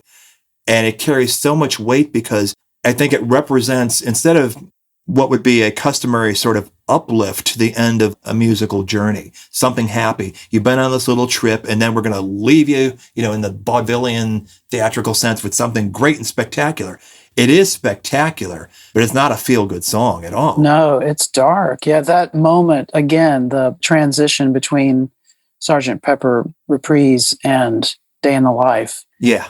It's a similar experience as that experience between With and Without You and When I'm 64. Uh-huh. There's a world inside the feeling that you get in that transition that I think it's like an existential experience, I think. Yeah. If you're really listening and you're really looking at what that feeling is when you switch from between those two things, there's a lot being said just in that feeling, Where it pivots to that sort of big, grandiose Pepper band closing the show to applause, and then one guy on acoustic guitar seemingly in an empty room because there's this echo going on. Yeah. And then it gets built up and built up. Ringo's unbelievably magnificent, expressive drums coming in. Did anybody else hear the hook, the I'd love to turn you on, as sad? I'd love to turn you on, but I can't. Yes. Yes. It's so funny that you're saying that because just this morning I was making coffee and I put on the Beatles Sirius channel and that song was on. Oh, wow. When they got to that moment, because I've sort of been thinking about these ideas that we're talking about, I really heard that line and the sadness in it.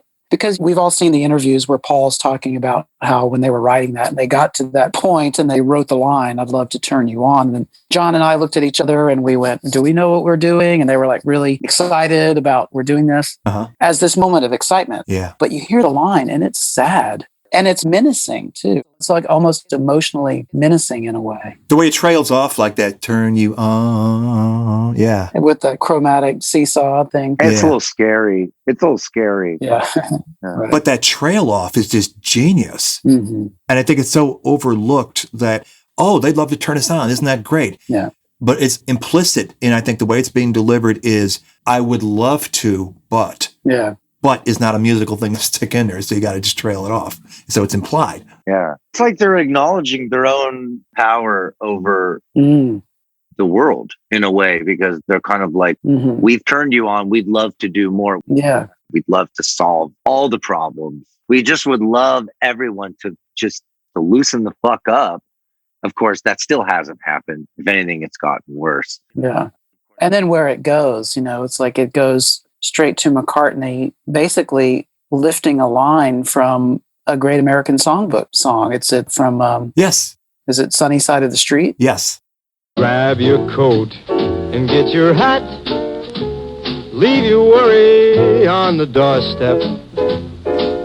Just direct your feet to the sunny side of the street. The grab my coat, grab my hat, that's a straight lift. And that in itself is like a psychedelic moment. It's just like, where? It's exactly, it's Sunny Side of the Street you would expect from a Paul. Right.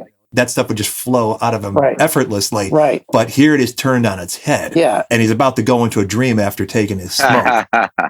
This is why Pepper is so powerful and I think so important as showing us like the creative power that they had. Pepper was the moment when they were at their most, I think, like their receptors were so open. Yeah. Yeah. Their receptors were just so open at that moment. And their power of reception and their power of transmission were both at their peak. Yeah. Because they had the world's ears. They had unlimited access somewhat to EMI and the technology. They had George Martin. And George Martin's talents you have to speak about. Emboldened by a string of hits under a producer that was just, right, unheard of. So he's riding a high. Yeah. Yeah. That facilitated them, that helped nurture them without directing them overtly or stepping in their path. Yeah. Just kept pushing them, but drawing the best out of them. That's the unique alchemy of Beatles. Yeah. The difference between any solo record by them and what they did with George Martin as a collective. Yeah. And can I say the creative quality control that is the elephant in the room of Lennon? That's the thing why you can't listen to anything he says because right. Nobody made a single, they were not comfortable with what was going on till Lennon was approving of it. I'm sorry. But I don't care what the fuck it was, even if it was Maxwell Silverhammer. If he didn't get the wink from Lennon, it wasn't happening. I'm just convinced that just as much as you want your older brother, you want the leader to be cool with it. No matter if it was He Will God was Paul's baby. Believe me, Paul wanted Lennon to love everything about it and everything he did. And that's, I think when you get the quality control of Paul and what he was in charge of, and Martin, what he was in charge of, and especially wanting to please Lennon and him, they knew it was hip if Lennon thought it was hip. That just can't be underestimated. I'm not convinced that the other three had as much disdain for Maxwell as they would claim publicly. I mean, seriously. Maybe George. Snippets of... Yeah, no, as long as you stayed away from his biscuits. Yeah. Yeah, don't sit on his amp. Things that John said around the time of Pepper, where he sounds genuinely proud, Yeah. He's saying things like, this is the best thing we've ever done. He was there. I mean, it just wasn't until later.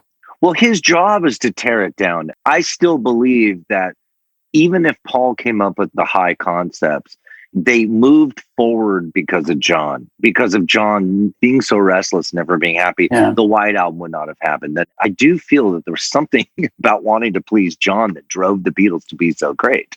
I really do. And then, of course, Martin was there to facilitate it, and Paul was there to just provide that drive. Undeniably, it's a Paul-driven project. Paul and George Martin, they're the ones that are the most energized to be doing this.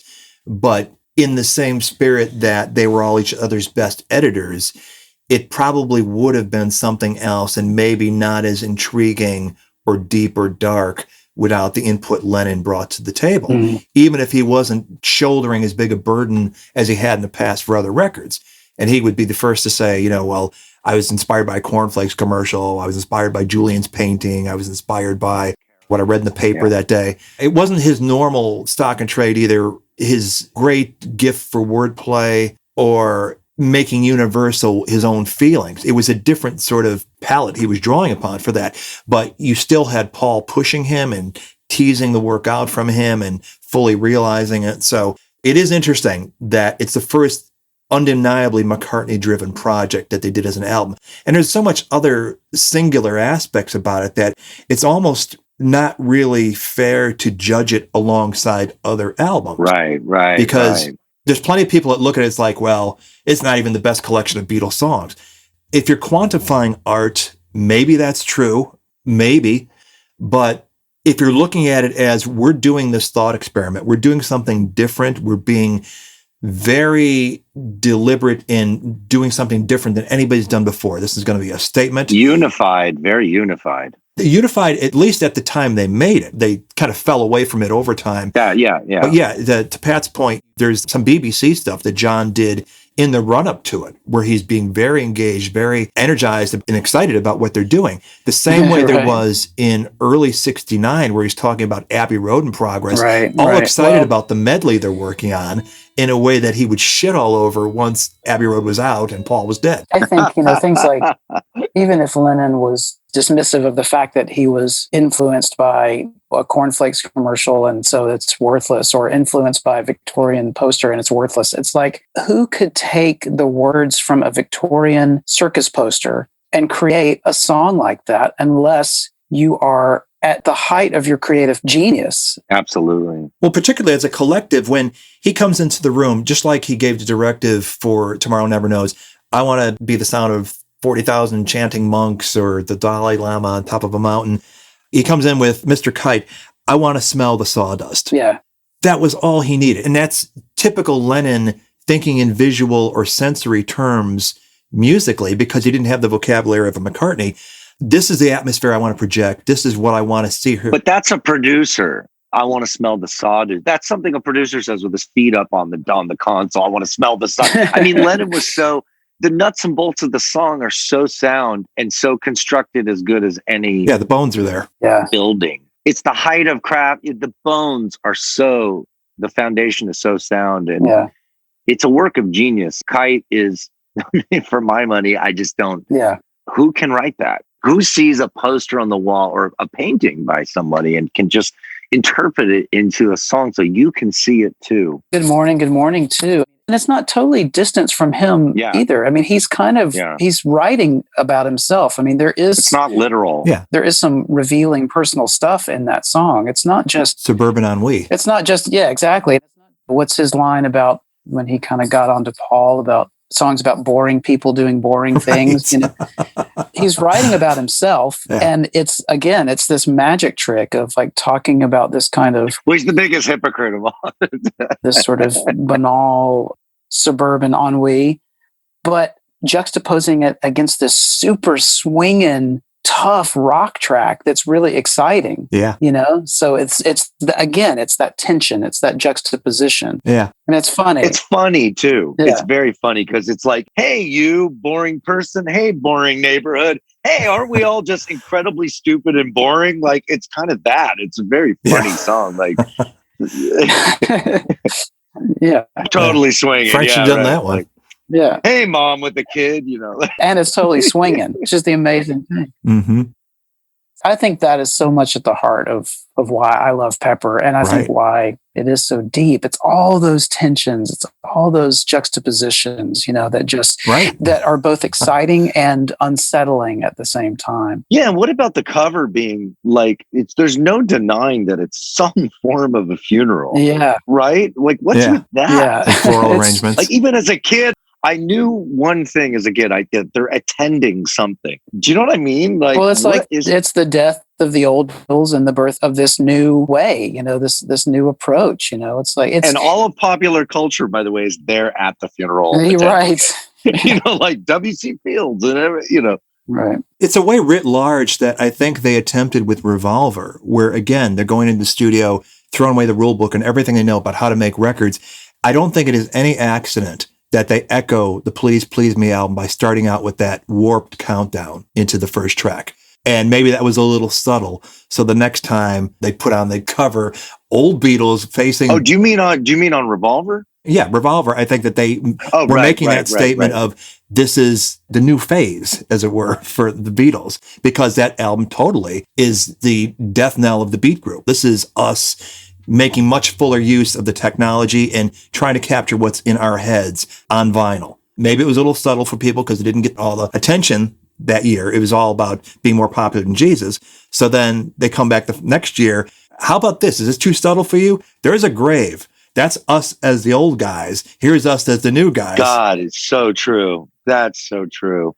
Yeah, and it's the first album they didn't have to do. Mm-hmm. There was no directive. You got to make it was like, they stopped touring. They could have all collectively said, fuck it. At that point, Epstein, I don't know if he had any control over them. It almost seemed like, let's just do one more. They'd signed that new contract in 1967 to redress this ridiculous contract they signed in 1962. But by that time, they'd already signaled, hey, we're going forward. Screw the touring bit. But by November, they'd starting on something grandiose and ambitious. And so even though the public, it took a while because they blew past that stop sign of having product out in December of 1966. So there you go. They had to put that oldies collection out in England and nothing in America. Once January came and they've got that initial single out there with beautiful promo films to go with it, I think the world's like, okay, you're still in business. That's great. Take all the time you need. While you're being left to wonder from January till May, what's that hammering going on in my neighbor's garage at all hours? What are they up to? Right. When George Martin has that, he said, I always regretted snatching Strawberry Fields Forever and Penny Lane off the record. What do you make of that? Because I could see Penny Lane on the record. Strawberry Fields Forever to me just stands alone. Like, I get that's the catalyst for the new way of thinking and the new way of being in the studio, but yeah. What was that? Because to me, it's like a gateway single. It absolutely serves that purpose of putting the public on notice that this is our new direction. This is our jazz odyssey. But well, my dad told me, I remember once asking, like, what do you remember when you first heard Strawberry Fields? And he said, I came on the radio and had to pull over. Him and Brian Wilson. And that's echoes a lot what a lot of people, Dylan said that about hearing, I Want to Hold Your Hand. So there's definitely a second act thing going on here. Yeah, absolutely. Yeah. With us Beatle fans, you get asked the question, what's your favorite Beatles album? And, for so long, I probably have said Revolver more than anything else in my lifetime. But there are times when I say Pepper, how do you even do that? I hate even thinking along those terms. Yeah. I've started to answer that question by saying my favorite Beatles album is the Strawberry Fields Penny Lane single. It's kind of hard to go wrong there. Kind of gets me out of that trouble. But I do kind of feel that way in a lot of ways. I thought that was on Magical Mystery Tour. Right? Yeah. But yeah, I think George Martin was just so proud. I think he was just so proud of that time of the work that they did. And obviously deeply proud of Strawberry Fields and Penny Lane, that he probably just wanted it all to live together in this package that could sort of represent that period and the way he was working with them in that period, because that really was probably where he felt like his gifts and their gifts were the most copacetic and at their peak power. Yeah. But they weren't supposed to be on Pepper. Pepper would not have been Pepper with those songs. Yeah, or just regretting that he probably looked in retrospect like, I kind of had the power to do what I wanted. I kept towing the company line, like, must get something out, da-da-da-da-da. Right. But that was probably more about himself. He's the same guy that said the White Album should have been a single disc. That's so true. Enough Forget him. said. Forget him. What was the date of the release of Strawberry Fields, Penny Lane? I want to say late February. So it came out while they were working on Pepper. Yeah. Uh-huh. If those had been on Pepper, I wonder what would have not been on Pepper. So. Oh, that's interesting. Yeah, I mean, you feel the vibe. That same mystical, magical thing is going on in Penny Lane. I think that solidified their approach, on that single. Aren't they cutting one on 64 during that and stuff anyways? Yeah, they'd started that one right after Strawberry Fields, but then pivoted to Penny Lane once Paul came in with that, and that became the single. One on 64 wouldn't have worked as the flip to Strawberry Fields at all. I mean, you had this great monumental double A side thing once you got Penny Lane involved. Jeez. I just thought it would be amazing if they did like a package, calling it 1967, where you put together Pepper, Mystery Tour, It's All Too Much, all that stuff Absolutely. from that year. You could program it however you like, but that would be quite a trip. Even throw in Christmas Time is here again. There you go. What's Carnival of Lights? Yeah.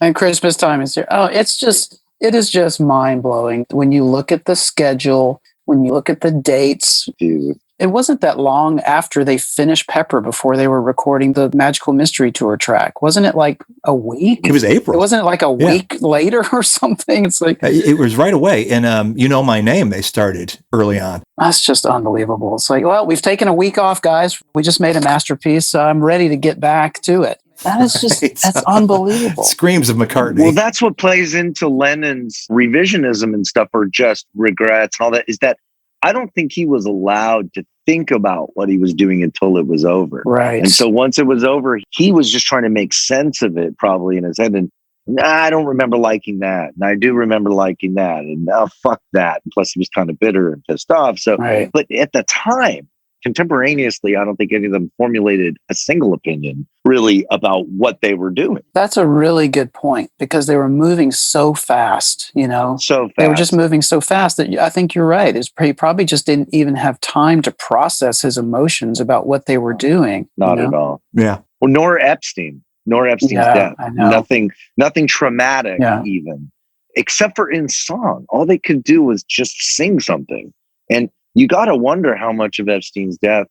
It's kind of interesting that they have this magic, this 1967 that you're talking about, which is of a piece, even musically. And my God, Epstein goes out. Epstein actually goes out. Yeah. So it's sort of like it is this pinnacle, I think the last song he got to hear was Your Mother Should Know, as far as new material goes. Unbelievable. Yeah. And it's like, where did those feelings go? Where did those feelings of loss go in their music? They were working so fast, working so much. Where did they process it? And it must have gone into the music somewhere, So where is it? Hello, Goodbye. Hello, Goodbye. And doesn't Yoko come in at that exact moment right before Epstein dies? They meet right after he comes back from working on How I Won the War. So that's the famous Indica meeting, but she's kind of this background sort of nutcase stalking figure. That session. No, when she first comes in the studio, it was at the Fool on the Hill session in September. So it was like a fortnight after the firewall was gone. There you go. Yeah. A fortnight after the firewall. There's your next book. But that's so true. And in a way, she becomes the new firewall, but it's just around Lennon. Yeah. Pop Psychology 101. You ask where he processes it. Paul, just like when his mother died, just puts it all into work. We're going to go to India in September. Let's get this film done now. Let's just push and get this thing done. So they go off on that for the rest of the year, basically. Defer India till early the next year. John goes along with that. TM, Maharishi's his new father figure, goes there, becomes disenchanted due to Magic Alex putting this shit in his ear about the Maharishi, leaves in a huff. That's when he has his breakdown. That's when he comes back, goes on an acid bender, declares he's Jesus Christ returned to earth. And then Yoko enters the scene and boom, it's extreme coupleness from that point on. Well, people try to pinpoint the crack between Lennon and McCartney, and a lot of people have pinpointed it to Rishikesh. And it could not be a specific thing. It could just be the perfect storm of everything going on there. I think that the loss of Brian had a lot. The disenchantment with Maharishi. Yeah, had a lot to do with affecting John. And I think there was the sort of Band-Aid in between was TM and the Maharishi until it wasn't. The pattern of disenchantment with the next father figure. Brian had been it for a long time. And then later on, Janoff would be it. But McCartney, in a way, that's where I think the disagreement on part of Lennon's comes in right there, because who's he left looking at? It's like right there, in a sense, the next quote unquote father figure is what shouldn't be, which is his partner, McCartney. He's looking, and anyone would become resentful because McCartney's kind of leading the charge of some sort. Well, in the void created by Lennon checking out, it's not like he was usurping the king and knocking him off the throne. No. The king took himself off the throne. Absolutely. He's basically an acid casualty for a lot of 67. They pushed TM as a way to wean him out of that. Yeah. And it works for a time until it doesn't. Sure. And then that one last acid bender that we know about latches onto Yoko. Next thing he's on heroin. And Pepper's a distant memory. Yeah. Oh, yeah. It's not a pleasant memory at that point. Right. It's a source of irritation when brought up.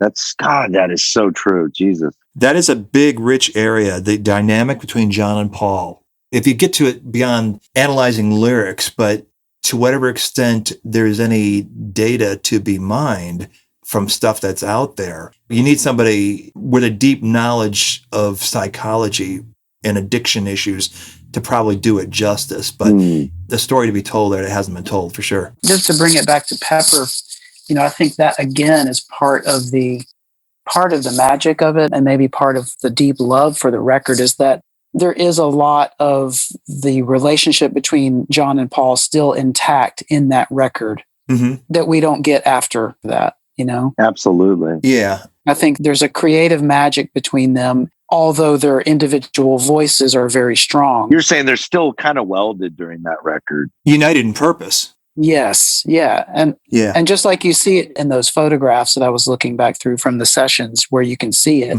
you feel it in the album, you hear it. That's the magic.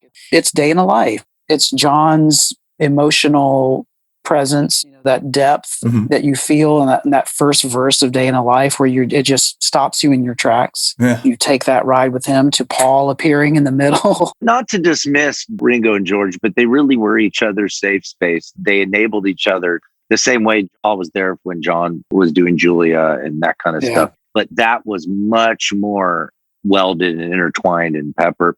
Pepper, in a way, is really the proper ending of the Beatles. And you kind of get this bonus gift of the other 3 albums or 4 albums. You get this why not? Let's do it. We're here.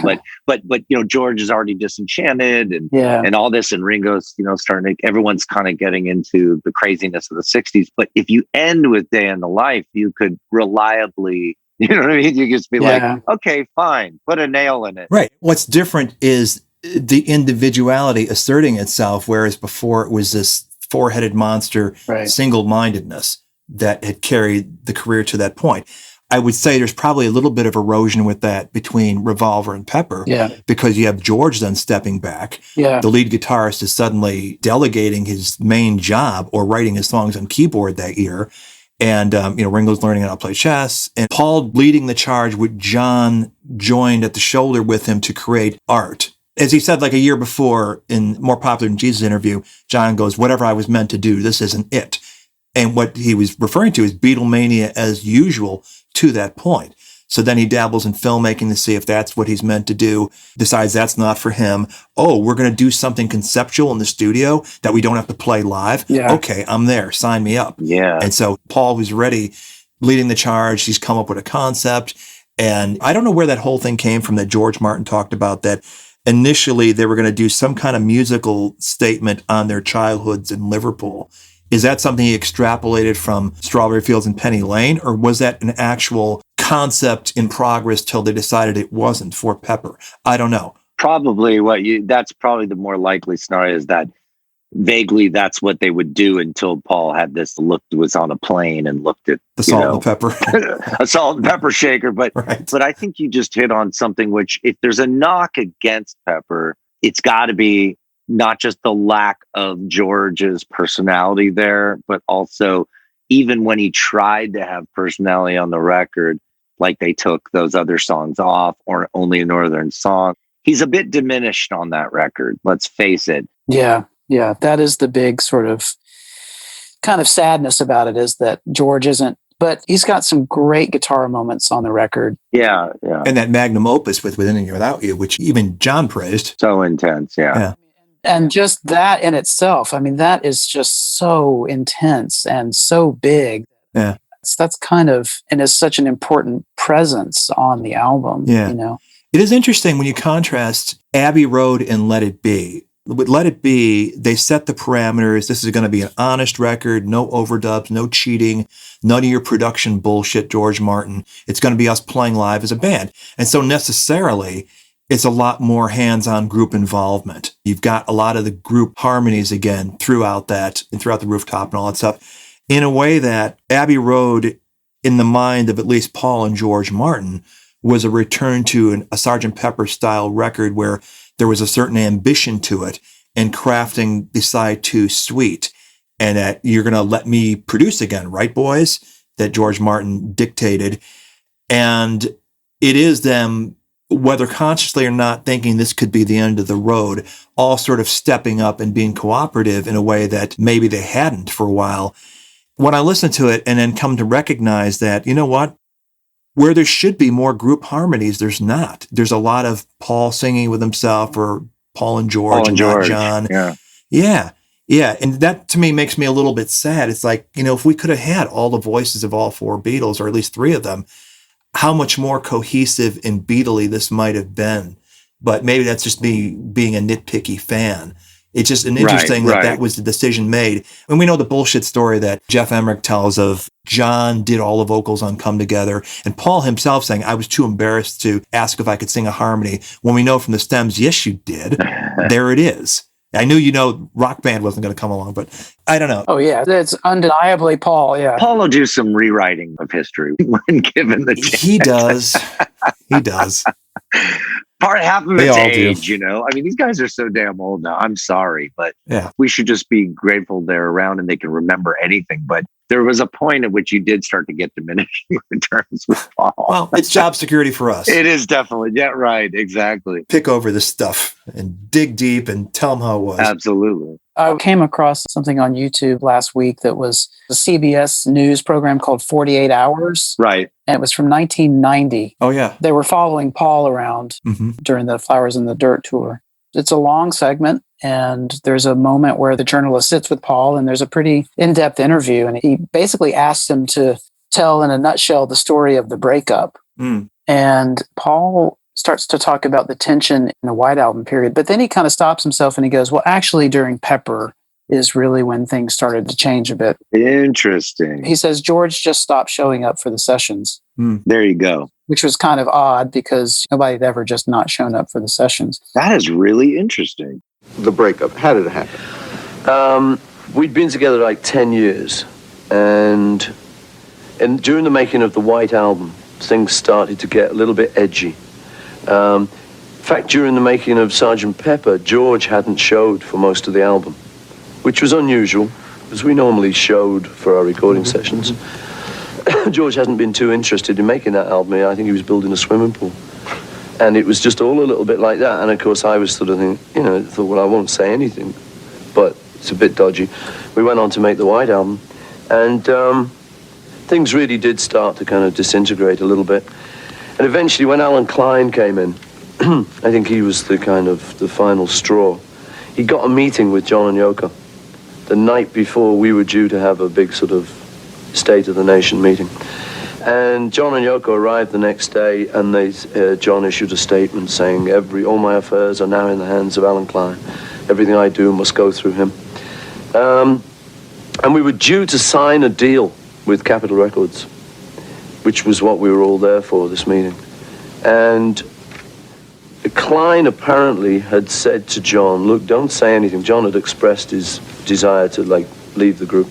And Klein, being a businessman, had said, don't say anything till after they've signed the new Capitol deal, which he was involved with. I'd been arguing for weeks about his percentage and stuff. I figured we were a big act. We could give him 15%. The others were saying, no, he's got to have 20. I said, we're a big act, guys. Real big group. He'll take 15. Don't you worry. They said, no way. Anyway, so John was at that meeting, and he just suddenly let it out. He just looked at us all. We were sitting around like this, and John just said, I wasn't going to tell you till after you signed the Capitol deal. He said, but I'm leaving the group. He just looked at us, and our jaws just fell. And we all went kind of white. And he said, it's kind of a great feeling, telling you. It's kind of an adrenaline rush. He said, it's like, telling someone you're getting divorced. He said, it's kind of, a little bit weird, but I'm leaving the group. Well, it's interesting that he seems to be recalling the fact that he had to handle some of the lead guitar chores during that period, but I'm not aware of George not showing up. Yeah. As much as he was in a different headspace after going to India. Well, maybe he meant showing up. Like being fully engaged. Well, he certainly wasn't the George of Revolver who ends up getting the lead off track and oh my God, 3 songs on a single record. He never ever reached that ratio again. There was a certain tinge of hurt in the way Paul was kind of telling the story. It kind of seemed like kind of what you were saying earlier, Luther, that maybe Pepper in a way is sort of like the ending and then we got extra stuff after. Yeah, sure. But that was the kind of the moment where it was obviously the great change, Yeah, 67 definitely broke the Beatles. There's no doubt about it. It's the great heights and the great come down of it all. Between the death of Epstein and between the death of touring and the death of the ego with all the drugs, the LSD use. And I think it was a big death. And to your point, Pat, that's so intrinsic in the record. It's so there. Right. Very much. Yeah. The funeral is on the cover. Yeah. Right. It's death and rebirth, and it's entertainment and art. It's joy and existential dread. All of that stuff is sort of happening at the same time in Pepper. It's the Beatles' Bloody Pepper. Shut up. I think, exactly.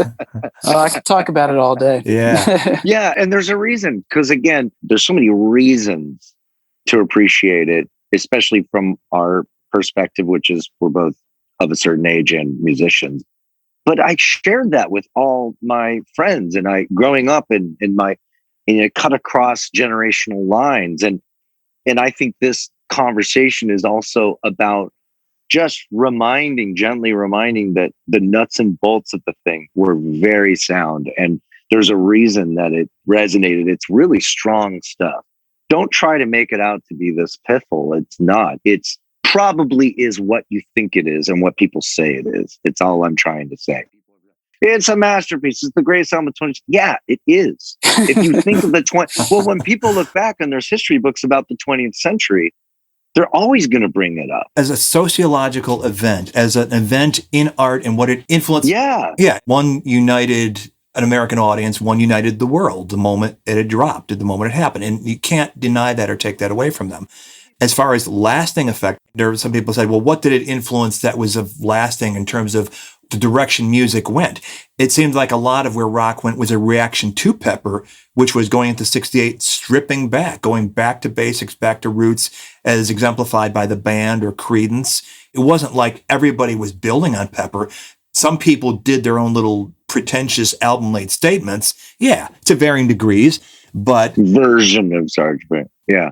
Other people just either recognize, well, they've taken it as far as you can go in that direction. Now let's go in this direction. But it did infuse the music scene with the sense of ambition and scope that they otherwise wouldn't have had. Like, well, the currency from the hit single to the album length statement, for sure, right? Right. From a commercial prospect to get wild, and that's never a bad thing for the radio, for creativity. Yeah. I mean, I do believe it. We're still in the ripples of that. Because everything is accepted because of that. Oh, that's Wilco's Pepper, or to say we can go for it. Like you can just go for it. That's it right there. And that it is both high art and entertainment at the same time. Yeah, pop. The album is sort of like wrestling with that. Like, are we entertainers? Or are we art? Or is it a big vaudevillian taking the piss. Show and let's make everybody happy? Or is it like, let's go to some like dark existential musings? Yeah. It's both things at the same time, and it can be, and you're allowed to do both things at the same time. Definitely. And there's your tension again. Definitely. That makes everything so compelling. No doubt about it. And then, of course, there's just the personal interior level of it, which when the box set came out and they did the remix of it and they had all those outtakes, I got invited to Capitol friend invited me to have a listen Mm-hmm. where Giles spoke a bit and then presented the new mix of Pepper, and they wheeled out these big speakers and there was an audience. What was amazing was, okay, we're all going to sit down and listen to Pepper. Mm-hmm. Everyone's going to be quiet and listen to this record play for. And that's when I first realized there was a little rub for me, because I realized it was a much more interior album than I had remembered it being. It's not that I didn't enjoy it, but I almost got this kind of, I didn't anticipate it, but I got a slight annoyance of like, I'll understand this album in more ways than, to myself. I don't need to listen to this with anybody, because all of a sudden I've realized, oh my God, this is a very interior album. Mm-hmm. So it wasn't a communal thing for you? No, it wasn't a communal thing for me. It was a completely personal experience. Yeah. That I did not associate with sitting around and grooving with a bunch of people. Like, I know some people did, but I don't know if that was our generation's experience of Pepper. Yeah, that's interesting, because Paul is known for hey, let's put on a show. Let's invite everybody in. That's his whole thing. That inclusivity is like his thing. And I would associate that sort of insular, I need to experience this on my own, with something Lennon does. Everybody draws their own personal meaning from it. Right. Rather than this thing that was meant to be broad and inviting. So that's a really interesting take on that. Yeah, it was a headphone album at the end of the day. Yeah. I think that's kind of what started this conversation the other day between Luther and I. It's like, that's why it's an unfair assessment of the album, that it lacks emotional depth, or that it's not about personal expression, that it's just a superficial, surfacey. Yeah. And it's, like I say, are you listening to the same album? I think if you're actually listening to the album, then you're having that experience, Luther, that you're describing. Yeah, and I'm just too tied up in it. Emotionally, I'm just too tied up in it to even understand it that way. Yeah. Like, I can't put it any other way. Like, when you've listened to something since before you could talk, and when you've interpreted all things through the lens of something in an interior way, it's sort of like, people could say all they want, but I'm not capable of hearing it the same way. I'm capable of understanding as a way of that I took to go inside myself. There is emotional depth and there is personal expression in the record, but it's a more nuanced, what's the word? It's numinous, it's like, right. It's communicating in a way that it's beyond language. It's beyond rational analysis, It's absolutely. Yeah. And that's not a high or low thing. That's not a high. Right. We're not talking, this isn't snobbery. This is just literally like, I was taught things by it, and with a little help from my friends, and I learned who the Beatles were through it. Therefore, cooperation, therefore, harmony, therefore, like you're saying, darkness, sadness, light, all this stuff. When She's Leaving Home would come on, I'd feel that tug. The strings for me gave me an emotional tug that when they get to the chorus and it kind of rides one chord, we da da da da da da, but it's all still just right. And then when it turns right there, that's a musical, emotional lesson on how you can, excuse the pun, but you can pull people's strings musically, and it all makes sense. At that point, you're going down the slide. You're on the emotional ride of this song, and it's heavy. You carry it with you the rest of your life. I mean, it's hard to describe in words. I think it really is, with all due respect to the master, George Martin, it is the perfect string arrangement for that song. It is. Absolutely. It would not do what it does if it didn't have that arrangement. I was shocked when I found out it wasn't Martin. I mean, when I was younger, I couldn't believe it. Was it Leander? Or? Mike Leander, yeah. It's a melodrama, Totally. And it needs that kind of treatment, I think, to put you in that mind frame, to go there emotionally. It says, you know what? It's okay for you to be emotional about this story, about this situation. If it was approached with too much distance, or if it was starker, it wouldn't give you the permission to... You're saying if it was approached as a for no one type of arrangement, I think so. Something starker. And so, yeah, I totally know what you mean. Yeah. It has more scope and more, it's a little syrupier, but it's really on point. It's on point. That arrangement. Yeah.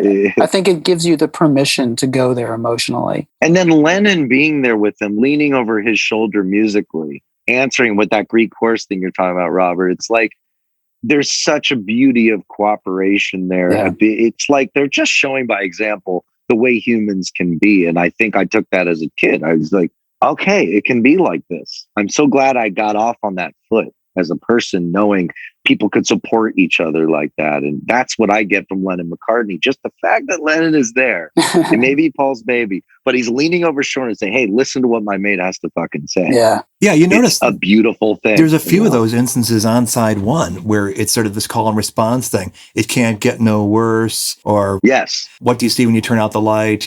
Where you've got two different speakers responding to each other. I love that. It's support. Yeah. Yeah. It's real support. And that's the thing you get from the Beatles. There's the takeaway. It's just that camaraderie and cooperation. You feel like that's something you want to teach. It's something you want to carry with you. It's just something you want to kind of spread, it's like just a beautiful thing. And it's that same, I'd love to turn you on. That's where the sadness is in that line, because you would love everyone to be turned on to that sense of camaraderie and that magic and stuff, I would argue that they did, at least as far back as the Sullivan Show, when they projected what you can achieve through friendship. You're right. With your little gang, that egalitarianness of look at the fun we're having. It's me and my friends. They inspired 1 million groups to start overnight, and whatever they did in England on the same scale before that.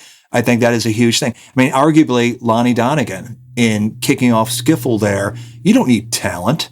You don't need an instrument. Go get that found object in your house and start banging on it. Yeah, that's punk rock. That's punk. Very, very. That's the commonality there. So I think whatever sadness they're feeling about wanting to turn you on, which is probably, if it had any meaning at that moment of anything specific, was higher consciousness. I would love to turn you on.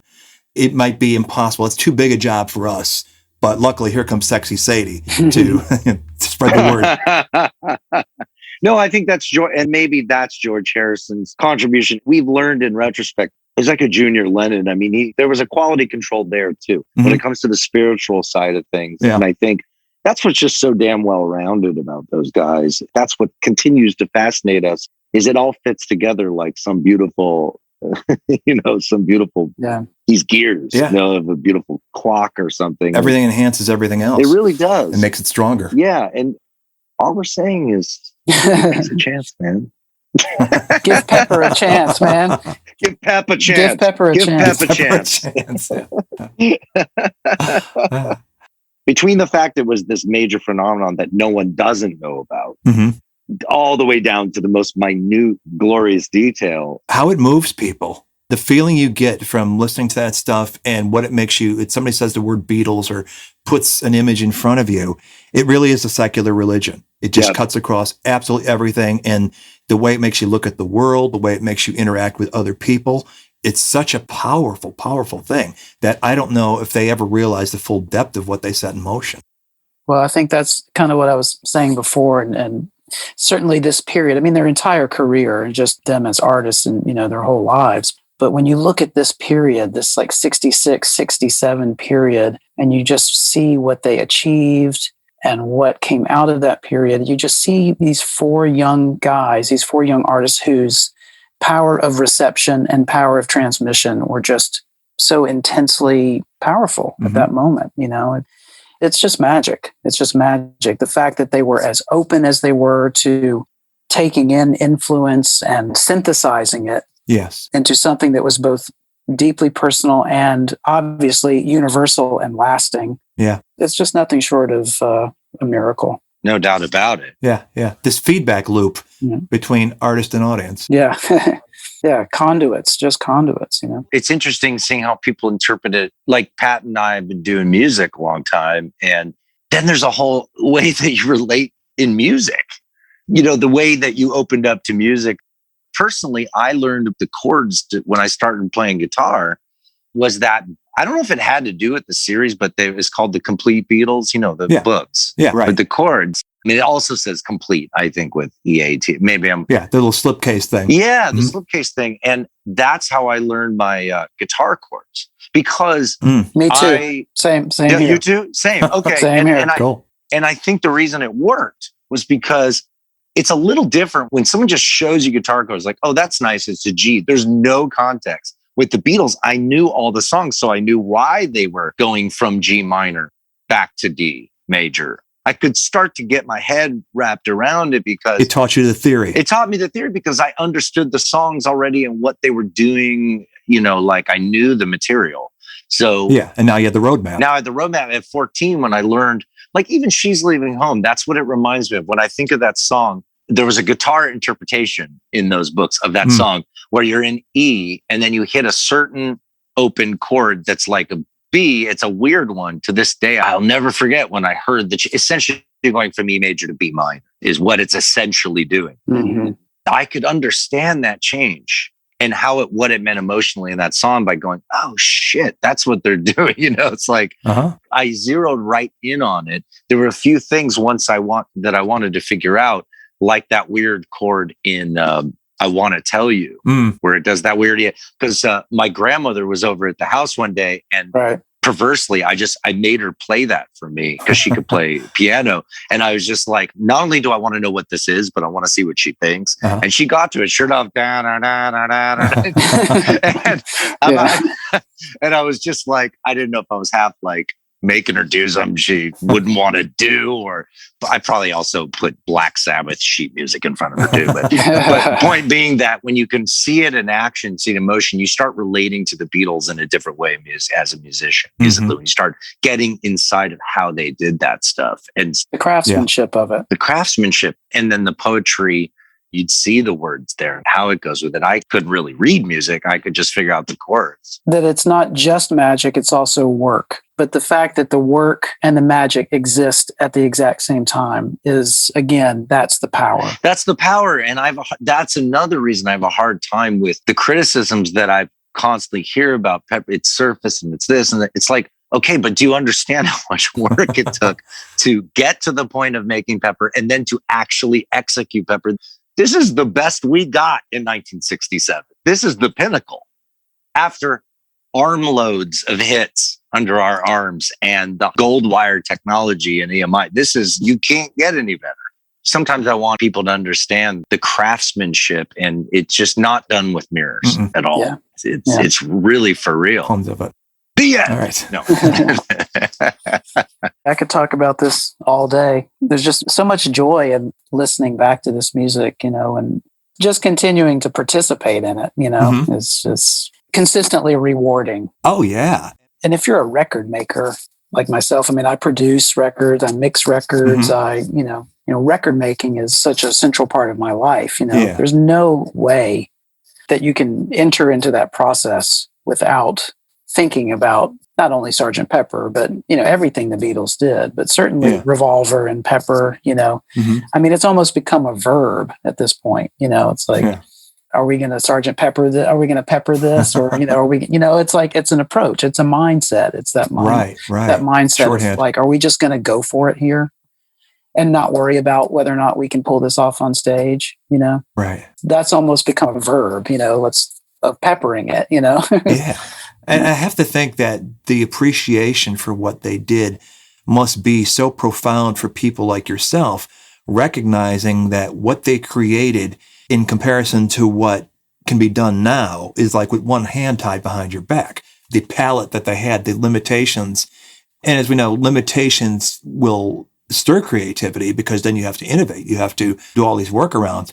They did what they did with a fraction of what people are capable of utilizing now. That in a way, it made their job easier because now when you've got so much choice, so many tools at your disposal, it's almost like you become paralyzed. It's like, well, where do I start? You know? Oh, yeah. They had this little limited palette to begin with that they were able to expand upon and fully utilize, and with exactly the right people working with them. So they were lucky in that sense that success gave them that carte blanche in a way that other artists didn't have to spend their endless hours in the studio. Yeah, it's mind-blowing. I mean, there's so much talk about how Pepper took so long to make and that, but then you really look at it and you're like, I've spent way longer on a mix of a song. It's like, Lucy in the Sky took 4 days to record. I'm like, do you understand? Like, I've spent 4 months on things, you know. It's like that Ruddles line. The first album was recorded in a day. The second one took even longer. That's great. That's so true. That's amazing, man. Something about the Beatles. Created and hosted by Robert Rodriguez. Executive producer Rick Way. Title song by The Corgis.